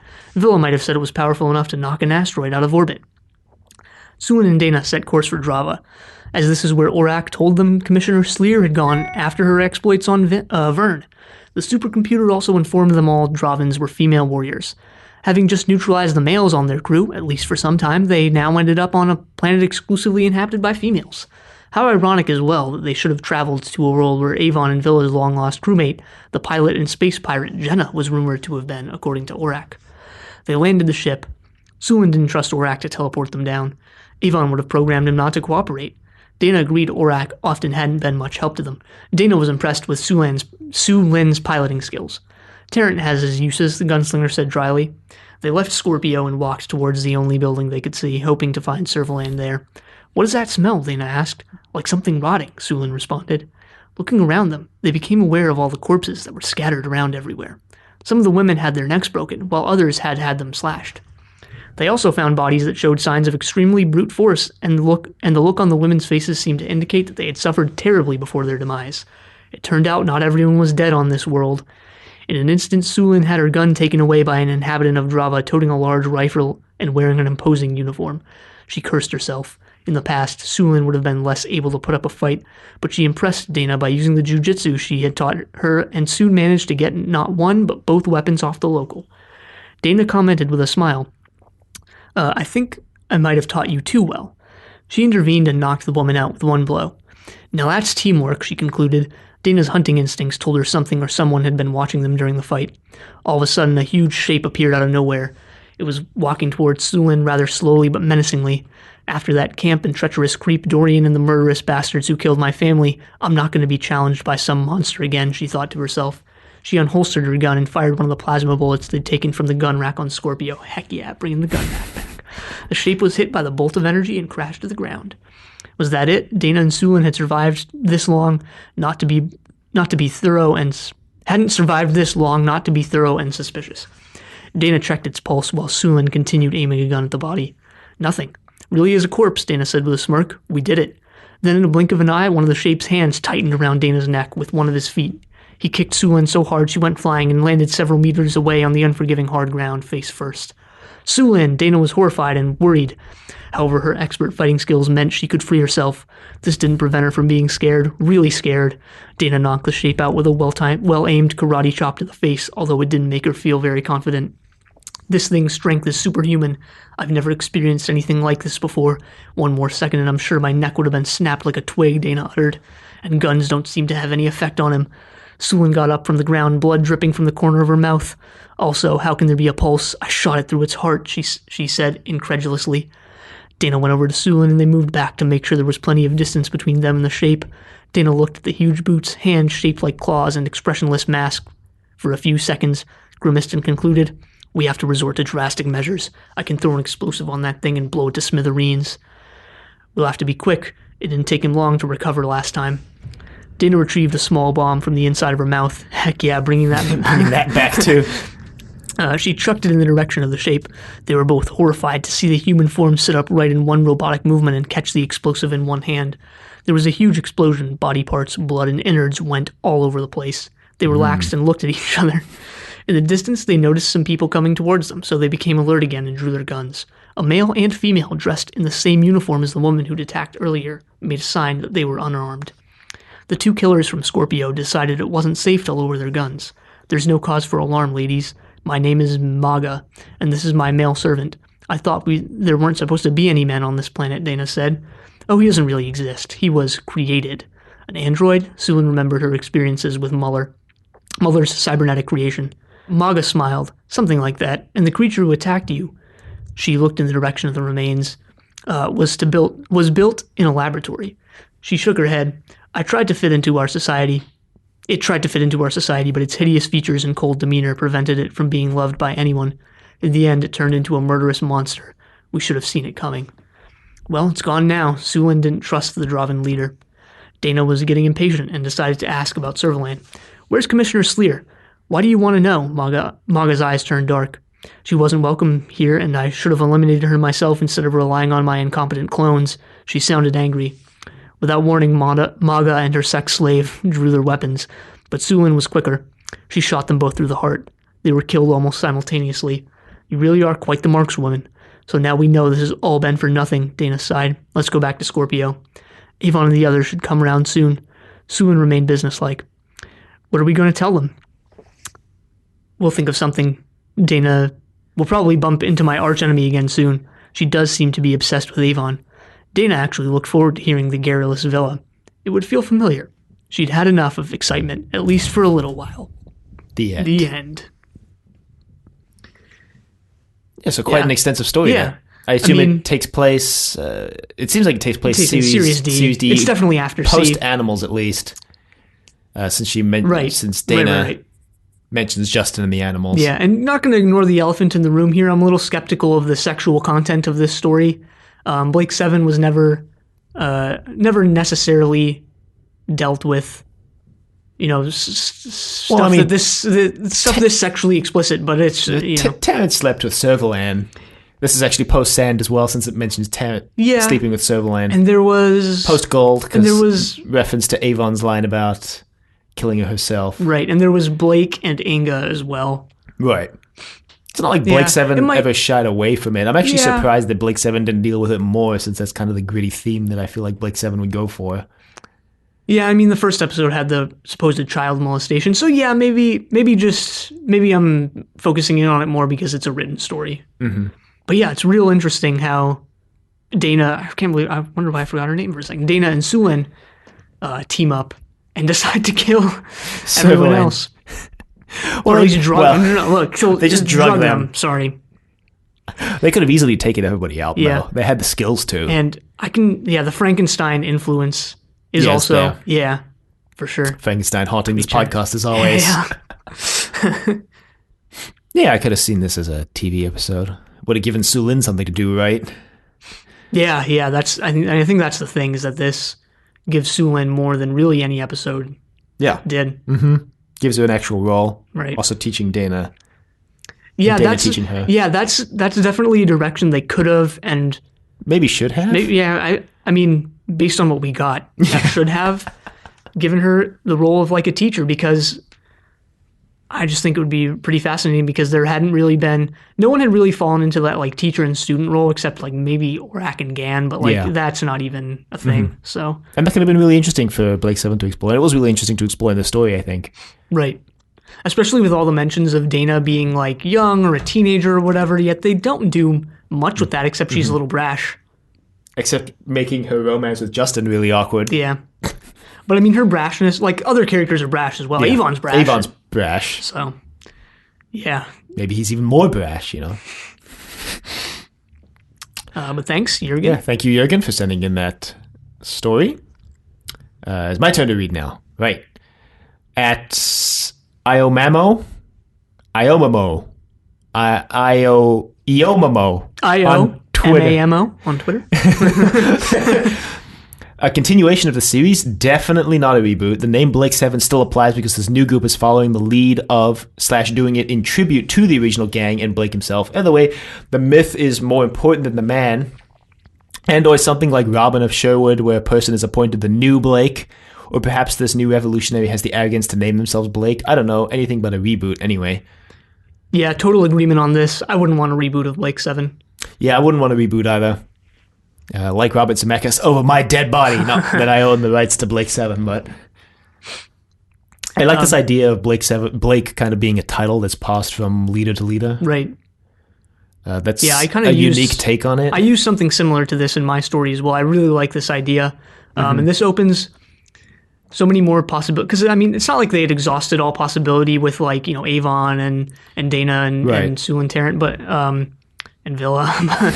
But, like, opening this up to a new cast of characters and seeing how they perform their exploits differently and you know, what they do and how they go about everything, especially because they're in tribute to the original crew, would just be so fascinating. Especially because they ostensibly don't have a ship as good as the Liberator. They probably have something more Scorpio-like.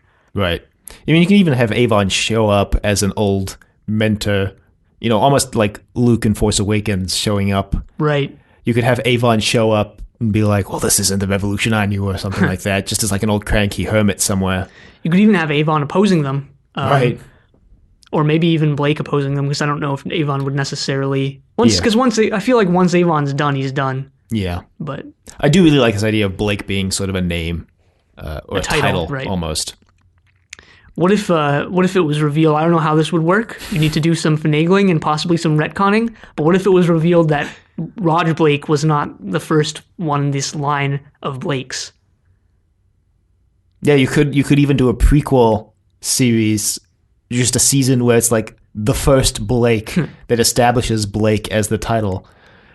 In the very early days of the Federation, maybe when they're just gaining power and he like foresees their future already and is already trying to take him down. I don't know. There's a lot you could do with this idea that Blake is a title rather than a name. Yeah, you could turn the Federation into like Architect of the Matrix type thing where they keep instituting these different rebel factions and that somehow, like, I don't know, fuels their power. That maybe the Blake title is bestowed by the Federation on someone and almost as like a pawn. Like, we know Blake was set up to be this martyr that they then threw in this jail. Right?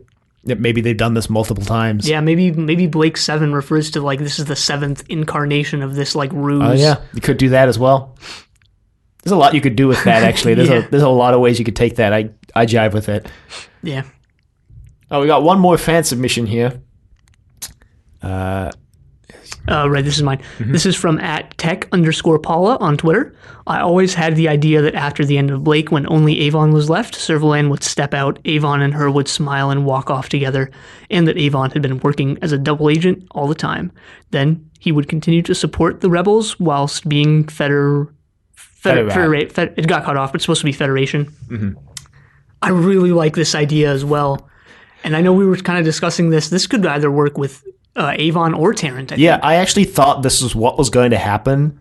I thought Tarrant was going to be the one that was sold out because, I mean, before the final episode, I knew that Tarrant was the one who had indicated they had been sold out, and then they all died. That's what I knew. And I kind of thought going in that Tarrant was going to be like a Federation spy or something. Also, Servalan and Tarrant had a bunch of time together on the planet in sand. Yeah, in sand. And also Tarrant like really easily sells out his Federation comrades when he's first introduced, and you kind of have to wonder, like, maybe he was selling it like too much. Yeah. But the idea that it's Avon, I mean, Avon and Servalan definitely had like a very flirtatious relationship. Yeah, I can totally see D, Avon. and I can totally see it happening.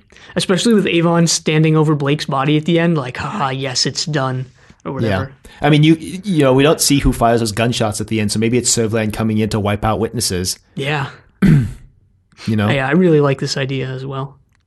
Yeah, we got a lot of cool ideas from our fans. With this, you could even do an extend. You could carry on the show with like Series E and Avon. It's like Servalan and Avon instead of Servalan and Travis. Yeah, that's kind of like the first 2 episodes of my my Series E. Yeah, which kind of like that. All right, so in the week or so since we recorded this finale episode, we got 2 more. We got 2 more Fantasy Blake 7s that we want to put in here. We want to make sure that we get them in because one of them is from Sergeant Drano, one of them is from other correspondent Boz. And so we're going to go ahead and read through them, give you guys the skinny... the lowdown. The lowdown. All right, Sergeant Drano, Blake 7, Series C.5. Hey guys, so if I had maximum power, what might I do in terms of conjuring another season of Blake 7 into existence? Exterior, space, early into Series C, aka Season 3, not long after power play. The Liberator is being pursued by a massive fleet of pursuit ships closing in from all sides. The only route of escape is to travel through a region of space that Zen has on record as being too dangerous. They override him and fly through anyway. They pass through an anomaly and emerge in the clear. No pursuit ships on the scopes. The crew lick their wounds, the Liberator repairs itself. Once full power is restored, Avon is determined to hit back at the Federation to go on the offensive. He has Aurak scanned for the nearest Federation outpost. His plan is to attack and destroy it, in order to bait a Federation ship to investigate. Avon hypothesizes that the Liberator has no problem taking on one Federation ship at a time, and so that's what they will do. Take on single ships, destroy them individually, hit and fade. The Liberator arrives at the outpost and attacks it, blasting it from orbit. Avon lets them get off a distress signal and then completely destroys them. The Liberator then lies in wait. Eventually, a Federation ship shows up. It is a configuration the crew has never seen before, but after scanning, Aurak confirms his transponder identifies it as a Federation ship. It's an unusual shape with 2 elongated nacelles and a disc-shaped section on the front. I really see where this is going. I haven't read this yet, but I see. Hidden behind a moon, the Liberator monitors communications. There's a Federation officer calling himself Captain Picard, identifies his ship as the Enterprise, and tries to communicate with the outpost. The Liberator strikes from behind, moving much more quickly than the Federation ship, firing its neutron blasters. The ship appears to have some kind of rudimentary force wall, but the neutron blasters quickly penetrate it, punch straight through the ship, and ultimately destroy it before it can ever get off a shot. The crew's delighted with the result. Avon theorizes that this new ship design must be something the Federation is trying to build their fleet numbers back up with after the massive losses they took during the war with the Andromedans. They decide to press their advantage. They destroy several more outposts using Aurak to monitor fleet movements. Aurak indicates the Federation's computer network must have been severely compromised during the war, as Aurak finds their system much easier to penetrate and influence than previously. Aurak discovers that the Federation has amassed a fleet to hunt the Liberator, and the fleet is being personally led by Servalan, who is now calling herself Fleet Admiral Servalan. Aurak has found a backdoor into the enemy ship's computer systems and said it is able to control most aspects of the ships remotely. Avon and the crew decide to take his fleet on with their newfound advantage. They face down the fleet. Admiral Servalan demands their surrender, and Aurak responds by causing all the Starfleet vessels to turn and collide with one another, causing death on a massive scale. The fleet is destroyed and Admiral Servalan is taken captive. The Liberator then heads towards Earth, ready to strike at the very heart of the Federation. Avon and the rest of the crew, continue to have many more adventures, attacking and destroying the Federation, showing those cruel tyrants no mercy. Specifically, they probably have about 10 more adventures, each one bloodier than the last. Eventually, they encounter an extra super-duper prototype Federation starship commanded by Captain Travis, and Avon and Aurak finally realize that they're in a parallel universe. They take the Liberator back through the anomaly to their home universe, leaving a huge swath of destruction behind them. The end. So you went for a crossover with Star Trek in the middle there? Where the Liberator just basically becomes these bloody criminals killing people, which is kind of what they were supposed to be, sort of, on the show. Yeah, and the alternate universe idea I think is really cool. This is an opportunity, actually, I think in a good way, to include the Daleks in Blake 7. Yeah, have them cross over into the Dalek verse. Yeah, then you don't necessarily need to. This isn't the right word, but maybe this is what Chris Boucher would have used, like taint Blake 7 with the Daleks. Right. Yeah, no, I think they could work really well. And then maybe the presence of the Daleks is how they go, well, we're in a different universe. Yeah. We better get back to our own. Then you could have a Doctor Who story on the other side of the crossover where the Daleks like, we got to invade every universe now, not just our own. And the Doctor's like, well, I'm not going to let you do that. Or something like that. Yeah. Maybe like the TARDIS maybe they materialize in space and they view the Liberator from far off, and like they never knew that they were there or whatever. Well, better leave now. Yep. So that was from Sergeant Drano. Yep. We have this Thanks. other one from Boz. All right, so this one's from Boz. I thought I'd chuck my 2 pence worth into your Fantasy B7 collection. Hope I'm not too late. You're not. You're not. You got in just in the nick of time. Part 1, Fantasy Season E, Version A, 40 years later. Fulfilling Avon's last command before his death on Gouter Prime and working from a hidden location, the supercomputer Aurak has been manipulating computer systems all over the Federation over the years and has finally completed the construction of a new Liberator at a secret location. All it needs is a crew. From this point, there are several ways we could go in order to cry the new Liberator. I think it's supposed to say crew. In order Yeah, to crew the yeah, new probably Liberator. supposed to say crew. In order to crew the new Liberator, I'm quite fond of the idea that Aurak has selected a group he believes will be best suited to fight the Federation. Aurak hasn't been quite perfect in his selection. We get conflicts between the crew similar to before. Over the course of the season, we would see the crew making their way to the Liberator, recovering Aurak from Gouter Prime, and then taking the fight to a now very powerful Federation, partly funded thanks to Servalan's victory in gold. Nice. I have a synopsis of a Season E continuation, but I've misplaced my work. It had everyone surviving from GP except Dana, who was shot with a different weapon to everyone else. They were stunned and captured and had to escape and take the fight back to the Federation, and had Aurak construct a new Liberator similar to the 40-year later version. And we had a new crew member, can't remember what I had now. Part 2, Paul Darrow / Chris Boucher fantasy casting. We have Blake as John Wayne, Avon, Clint Eastwood, Jenna, Doris Day, Villa, Gary Cooper, Callie, Catherine Ross, Gann, Lauren Green, Servalan, Jane Russell, Travis, Lee Van Cleef. Part 3, Reboot. I have a host of notes I've made over the years regarding what I would do with a reboot. Too much to go into on such short notice. One thing I did have was that Callie has 7 clones, one of which would be the agent who betrays Blake at the start, Dev Tarrant in the original. Lots more administration intrigue. Yan turns into what he should have been, a brutal killer with a limiter to stop it. Jenna more Han Solo-like, and Callie a kick-ass combat machine. Yeah, so interesting ideas there. You went for all 3 the kind of ideas that people went through for a reboot fantasy casting or Series E. Yeah.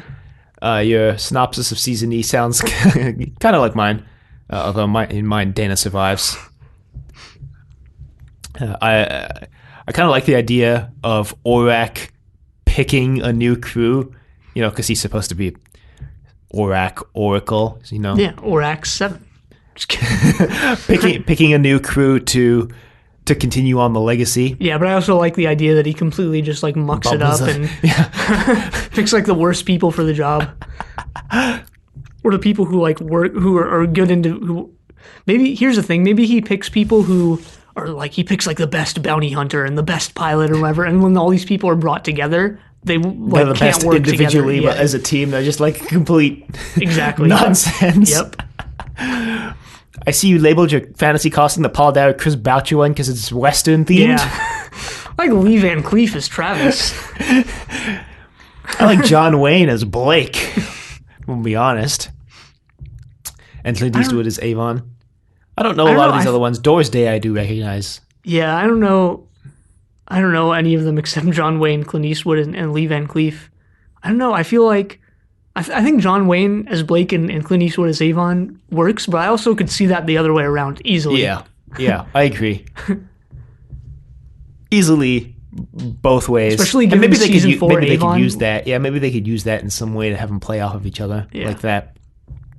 And then your reboot sounds kind of cool. Callie has 7 clones.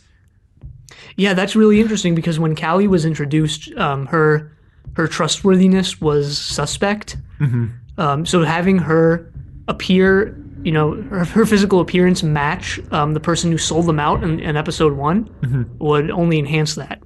Right. Not only that, their whole race is based around cloning, right? So who's to say there aren't more Callies running around somewhere out there? Right? I mean, Callie's sister looks exactly like her, which is, I was suspicious of that in the episode, but now that you've reminded me, Boz, that they had cloning facilities there, I'm realizing that It actually maybe they're Callie probably and clones. her are clones. Makes more sense now. Doesn't explain why Del Tarrant looks exactly the same as Dita, but, at least for Callie we have an explanation here. But thank you for all of those, actually. Yep. Really liked all your ideas there, which I think is what we said about everyone. Everybody came up with these really cool ideas. Yeah. We should get into ours now because we're done with all our submissions. Yeah, so that's all our submissions. So big thank you to everyone who sent in. Thanks a bunch. We got a lot, and we really appreciate it, and I really enjoyed it. This was really fun. This was a lot of fun. I really enjoyed reading through everybody and listening to everybody's Fantasy Blake 7. And huge shout out to RG for suggesting this in the first place. Yeah, huge shout out. Thank you, RG, for suggesting it. All right, so we should get into ours. Who wants to go first here? Well, I just read the last submission, so why don't you go ahead? All right, so like I said, I entered a Terry Nation fugue state. Originally, I wasn't going to get this detailed with this, and I'm not going to read every single word on here. I want to try skim through it so that we're not sitting here for so long. I mean, you can. We read Jurgen's verbatim, and we read all of them verbatim. All right, I mean, I didn't really edit it much, so some of it I might on the fly correct. Sure. So anyway, mine's like a Series E, so post Blake. And okay, so basically the overarching plot of the season, Series E, is of iconography and faith, dealing with how Blake, the Liberator, Avon, and the rest of the crew are seen to the common population and living in the Federation. So I introduced a Federation civil war, instigated by the capture of Avon's crew and the death of Blake by Arlen. So Arlen's unparalleled success where Servalan has failed has led her to be seen as sort of a, quote, folk hero, unquote, and allows her to amass great power within the Federation. That leads to a civil war between her and Servalan to become president. Each leader has her own faction, and they constantly engage in fights throughout the galaxy. This allows us to analyze the iconography behind the term president. Servalan always claims to be president, but was never elected, and typically rules as a dictator. Arlen, on the other hand, is bolstered by public support and gathers her power more in popularity. Between the seasons, the Scorpio crew have been separated and held in separate facilities to mitigate the risk of them breaking out. Blake's death leads to him becoming a martyr to the remaining resistance, and because of this, Arlen attempts to prevent this from happening by imprisoning the rest of the crew rather than killing them. So that's what happens between the seasons. So the first episode is entitled Rebel. Pretty in-depth already. Yeah.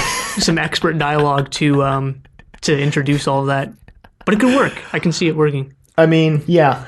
All right, I'm not going to try and nitpick yours. I don't know how well it would work in theory. I mean, like I didn't write scripts, so that's the thing. Is like it would take some pretty masterful dialogue to pull off. But so the first episode's Rebel. It opens on a time skip based on an indeterminate planet under attack. The first person we see is Servalan. She's yelling orders at Federation troopers, and we eventually find out that she's the one under attack. She's looking for something on the base referred to as the Jewel of the Rebellion. She finds a cryostasis pod. She opens it to reveal Avon. He says some witty things about Servalan being the one to rescue him, how he expected someone else. When the base erupts with an explosion, she explains that she needs his help while they escape onto the snowy planet. This is kind of where we get some of that setup dialogue for the Civil War. Because now we see Arlen. She looks frustrated that Servalan gets away. She sets coordinates from her personal space shuttle to the planet. And then it ends with Servalan and Avon flying away with a nail-biting escape from Arlen. Episode 2 is called Surveillance. Servalan and Avon make their way to an outer world colony where Villa was dumped alone to survive. The idea being Villa being incredibly intelligent, she left him on a planet with no resources to survive. Arlen, that is. Turns out Avon is less than willing to cooperate without some backup. Servalan offers Villa as compensation. We all know Villa was just playing the fool who's been able to survive on his own without any technology or trusty booze at his side. He's monitored from orbit by an orbiting array of Federation satellites, the idea being here that Arlen recognized Villa's technical prowess and lockpicking skills and figured the best way to keep him locked up was to put him somewhere with absolutely no technology. Servalan shuts down the satellites for a moment, giving Avon time to make his way to Villa. The second Federation, meaning Arlen's Federation, attacks. Servalan flees, and Avon and Villa are left stranded without help on this planet.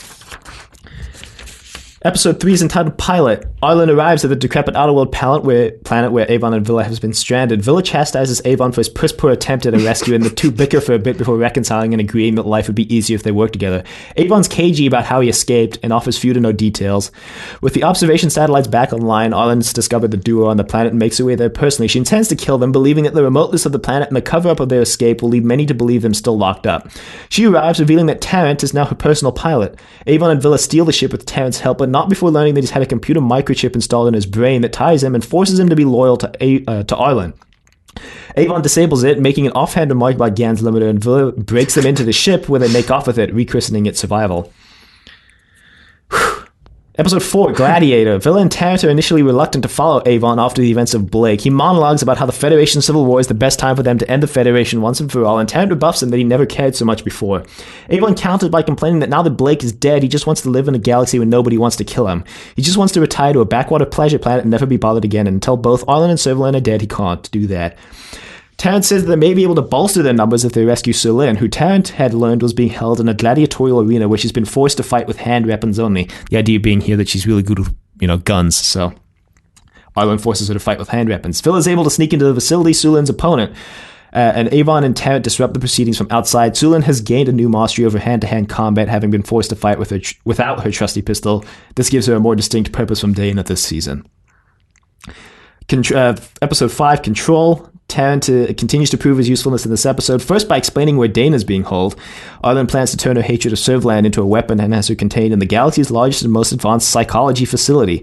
Tarrant is able to use both his visual presence as well as the Survival's still active security codes to land, and Sulin is able to bluff away past the guards by pretending to be Arlen. While the group is there, the base is attacked by Servalan's Federation, mistakenly believing Survival to still be Arlen's personal shuttle and believing Sulin to be Arlen. Dana and Sulin pair off to try and escape, while Avon takes Villa on a personal side mission. Tarrant keeps the crew appraised from the ship. Without a computer, Tarrant is more vital to the actual day-to-day function of the group. Avon and Villa eventually find what they're looking for, Gan's body. Servalan arrives, and once she realizes that she's actively attacking Avon's crew, calls off the attack. The two have the usual witty banter where she says something like, "I prefer to keep my debts alive," before marching out. Back at the ship, Avon explains that Arlen has been using Gans Limiter to try and build a more powerful neural control circuit, like the one that was put in Tarrant, which she hopes to distribute to Federation personnel in lieu of the usual psycho conditioning. We get some interesting ideas here where we wonder if Arlen is all that different from Servalan. Episode 6, Soothsayer. Avon and the crew return to Gauda Prime and by extension to the scene of Blake's death in order to learn more about Arlen and her plans. Instead of finding a decrepit hellhole of villainy after the Federation ravaged the planet and transporting Avon and co off, they find a near-technological utopia run by an enigmatic soothsayer. Or is it? Avon and Dana think that this is a ruse set up by either Arlen and Servalan to lure them in, and they cautiously volunteer to go into the city. Villa, meanwhile, stays behind at the ship. Tarrant and Sulin get sent to look for vital computer circuitry. Avon isn't able to build a teleporter, but may be able to build personal communicators. Avon and Dana make their way deeper into the city, unnerved by the constant and yet surprisingly false hospitality on display by the locals. Suspecting something to be a mock, Avon tries to break into the Senate chambers, only to be apprehended while doing so. Dana meets up with Tarrant and Sulin, breaking Avon out and accidentally forcing themselves into a nondescript building nearby to reveal the soothsayer's true identity, Aurak. He indicates that he predicted their arrival with 96.7% certainty and was able to map all their movements as far as Avon's capture. Their erratic behavior in freeing him, given his prior actions, referring to Blake, confused him and he remains surprised at the reaction. Avon tells Aurak to shut up and they make off with him, an angry town following him. Throughout the episode, we see hints that this, quote, utopia, unquote, is more dictatorship, and many of the denizens make small but obvious references to being unhappy with the planned natures of their lives. Sulin talks about how this was what her parents always dreamed about the Gauda Prime being, and if we're really ambitious, we can meet Sulin's parents in this episode. Gemini, this episode 7. Killed? Yeah, I think they were, but they're back now. They're back. We brought back Gan's body, yeah. So this next episode brings back something else from series A, I think. In the big mid-season episode, Servalan calls to collect on the debt Avon owes her for breaking him out. Dana's furious to learn that Avon is working for Servalan, and he simply replies that he doesn't like to leave debts unpaid. The group squabbles before Avon bluntly states that they're looking for Blake. The ship drops to silence before Villa finally tells Avon that he's mad, considering he shot him in the stomach. Avon tacitly reminds Villa that there was another, although the two of them refuse to explain any more. Villa reluctantly gives Tarrant a set of coordinates, and the ship's head for whatever the hell the planet that the clone Blake and Rochelle ended up on at the end of Weapon. Avon has to stay on the ship, dropping off the rest of the crew since he was marked by Imapak back in Weapon, which is still in the clone Blake's possession. The planet is barren and empty, although the team is able to find a recently worked farm. Sulin finds a dead body, and Villa is able to crack open a nearly impenetrable door to an underground vault. This Blake has become a recluse, has reverse-engineered Imapak, and has filled an underground vault with his creations. The body upstairs is revealed to be Rochelle, whose death pushed Blake to this point. Avon contacts the group, telling them that there's two different sets of Federation cruisers approaching the planet, that they need to get out of there as soon as possible. He lands a ship. Dana kills the clone Blake as he's heading towards the ship, refusing to give in to Servalan's demand, but drags the body on board as they take off. Avon and Dana have a fight, which is quickly interrupted by a battle between the two Federations and Servalan contacting Survival. Avon tells Servalan that Clone Blake is dead, but neglects to mention that it was Dana who killed him. She tells him that their debt is broken, that they're enemies of both federations once more. Orak is able to predict ship movements ahead of time, and Tarrant redeems himself when he's able to use the confusion to escape. Here, I have a note here. It was about here where I realized I had made the same mistake Terry Nation did, and I wasn't even writing full scripts. Episode 8, Stranded. While on the run, Avon and Co. respond to a distress beacon and encounter a fellow group of rebels. Sulin becomes the face of the group as Avon, Tarrant, Vil, and Dana are too well known, and the crew unanimously agrees that revealing their survival and obvious escape from the Federation's grasp will prove unwise. The story is set entirely in space, and Sulin talks with the rebel crew while Avon, Tarrant, Vil, and Dana set about trying to surreptitiously repair the rebel ship as quickly as possible so they can leave. The stakes are raised where it's revealed that the rebels are less rebels and more mercenaries who have recognized Arlen's ship and intend to turn it in for a large bounty. 3/4 of the way, Avon slips up, revealing himself, leading to a frantic race back to survival as they try to escape from the ruthless mercenaries and pilots who were never really broken down to begin with. It's supposed to be a lighter, less heavy episode. Also, it'd be different structure from most Blake 7 episodes, trying to do, quote, stealth episode. Episode 9, Heist, literally a heist episode. Orak takes the group to a banking planet. It's basically gold, but better. Not much to say because I wrote this one last, and the rest of this is massively long. This is a filler episode for the season. Gotta have at least one filler episode. Alright, this is the final 3 episodes. This is when shit gets real. Resurrection. While on the run from the Federation, the group stumbles upon the planet where Avon was hailed as the race's savior, as seen in the episode Deliverance. Avon insists they leave, again, without explaining, but Dana tells them that she's sick of his shit, and that this looks like a safe planet to stay on, and by God, they're staying. Sulin goes along with it, and Tarrant doesn't really care that much. He puts the ship down on the planet, and the crew exit onto a radioactive wasteland. Avon is immediately recognized as their savior from Deliverance, and this is seen as his, quote, second coming, unquote.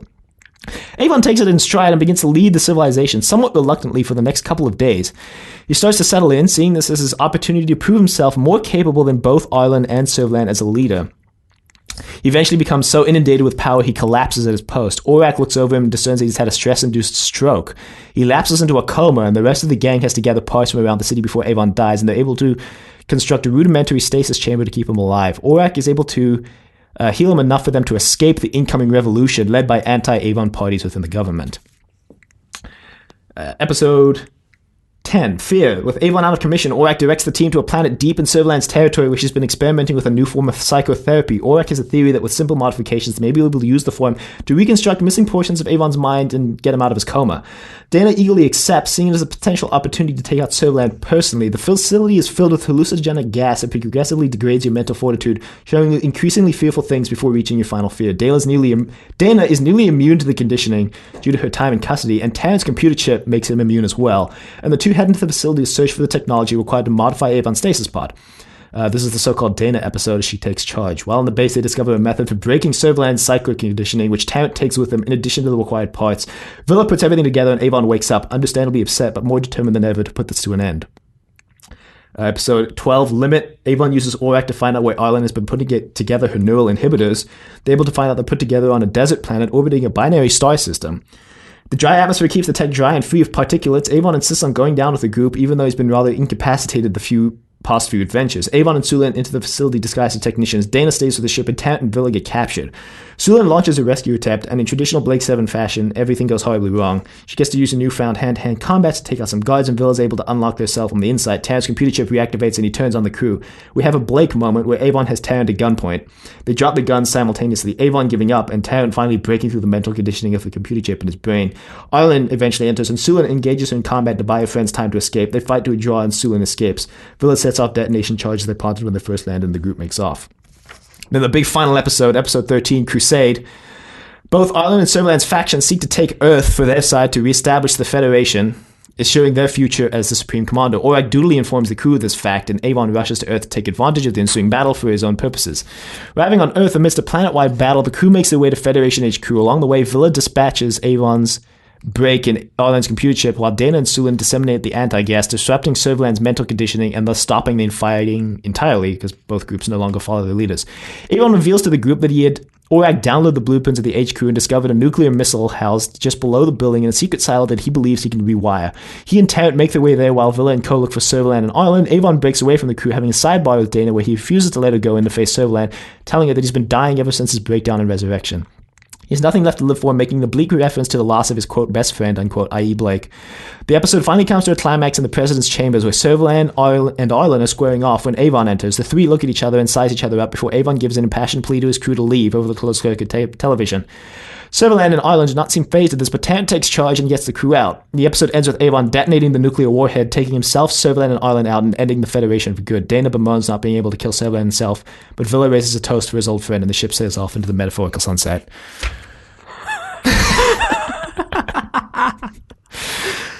Whoa. Yeah, not gonna lie, I didn't expect that to sound as good as it sounded. That sounds pretty good.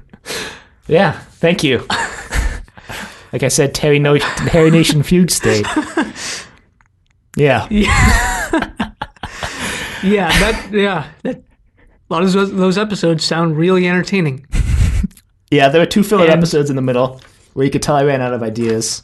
I don't know. I like how a lot of them take stuff that wasn't not properly, but stuff that we weren't satisfied with on Blake 7, like Sulan and her gunslinging abilities, and Avon's descent into madness for no apparent reason, or for maybe many different reasons, and kind of reconciles them and does other things with them. Brings back a lot of things like Gan's body. And the clone Blake, and also back Avon to Deliverance. Being hailed as a savior. Yeah, so I liked all that. Thrown back to Series A. Bring it all back together. Anyway, yeah, so that's my Series Z. Yeah, like I said, mine's just a footnote. Mine's basically just an outline of an idea, a premise compared to that. It's also a lot more rough. It's all yours. This was pretty rough. This was the first draft. All right, so here's mine. Sequel series that's not necessarily called Blake 7. The main character is a Federation soldier who becomes increasingly disillusioned with the Federation before the start of the series. And then this goes into, I guess, what would be episode 1. Mm-hmm. He participates in taking out a burgeoning rebel group like the one we see in The Way Back. But a mysterious incident occurs, and the MC is the only one left alive. And the idea here is that it's not clear what happens on screen. Maybe we get a trippy dream sequence like we got in The Way Back. When he comes to, there is a psychic ? Voice inside of his head that calls itself Blake. With uncertain memories about the circumstances that led everyone to die and left him alive, the main character learns from the voice that he is also a Blake, and that he must locate and join forces with the other 5 Blakes if he wants to defeat the Federation. Far below the surface of the planet lies an ancient ship called Mirage that is far older and more advanced than any Federation ship. The main character sets out on a journey across the galaxy to find the other Blakes and hopefully be at least a minor thorn in the Federation's side until he can one day overthrow it for good. And some other ideas I have is that... did I write this down? The Blake voice is in his head is also... It's the voice of the... It's not necessarily like Zen where it is the computer, but it serves as the voice of the computer of the ship, which I guess doesn't necessarily have one otherwise. Mm-hmm. Ship's also equipped with teleport technology, obviously. But yeah, I have a few other ideas as to where this would go, and maybe I'll write it one day. That sounds pretty interesting. Yeah. Like Blake 7 referring to the 7 Blakes, rather than to his Blakes 7 plus or minus 1 people who follow Blake. Yeah, I like it. You'd have to, I like it. We should have ended on yours, because... Yeah. I think I went a little overboard now that I think about it. No, I think a lot of what you wrote down was could potentially be better than what the show offered us. With a skilled writer writing the scripts, sure. As it stands, it's just a Terry Nation idea right now. But I like yours. No, I like the idea that Blake... it kind of goes back to that Blake being a title thing, right? Right. You have these 7 Blakes across the universe. I guess it'd be interesting to hear if the voice that main character hears in his head, if the other Blakes also hear that voice in their head, or if it's just him. Like if there's one super Blake leading all the 6 other Blakes to each other, or... Yeah, no, I didn't write this down, but the idea I had was that, they would, and they'd come together and this incident, I don't even necessarily know what this is yet, but this is what triggered the reawakening of this psychic ability that ties them together via this voice called Blake, which I don't know what the voice would be. Maybe one day I'll write it. Maybe it'll be Gareth Thomas's Blake. Yeah. He can be the super Blake. Yeah. Also, Servalan would be one of the Blakes. That's an interesting twist, actually. Interesting. Yeah, I like it. I think that actually brings us to the end of this This podcast. this podcast and this episode, and yeah, and just all of this. and just this Blake's 7 stuff. But again, we should just reiterate, if we somehow missed yours, if you sent us one and we didn't read it in this episode, just email us and it'll appear on our website. Right. Yeah, send us an email and we'll put it up on the website, so make sure we get to it. We believe we got to everybody's. And thank you, everybody, for participating in the podcast just by listening, whether that be by listening or emailing us or reaching out and getting in contact with us. Right. We greatly appreciate it, and it definitely made this podcast a lot more fun. Yeah. Ditto. This is a really sad moment. It's not that sad. Yeah. A week from now, you'll be like, damn, Miss Blake 7. Well, I guess for the final time on Zenith, if you would like to reach us, you can reach us at thedoctordecorativevegetable.com. Questions, comments, concerns, angry rants, love letters, your thoughts on Blake 7. You can find us on YouTube at Decorative Vegetable. You can find us on Apple Podcasts and Google Play at Zenith, a Blake 7 podcast. I almost said Trust Your Doctor. Be sure to leave a rating if you like the show, and thank you very much for listening. Yeah, for sure. Continue to check us out on Facebook. Trust Your Doctor. Like us on Facebook. And check us out also on Twitter at TYD Podcast. And follow us on Twitter. Yeah, I'll still probably be posting Blake 7 related material on Twitter at least. Yeah, and if we announce a new podcast, it's going to be announced there first, probably. Right. Whether that be Space 1999 or Star Cops or Lex or one of the myriad of other shows that have been suggested to us. I guess you'll just have to wait and find out. Or just that general one we've been alluding to. Slash have basically come out outright and done everything except specifically said that we would do it. But, we'll be doing something in the future. We don't necessarily know what that is yet, but, something. We'll see. But until then, the end.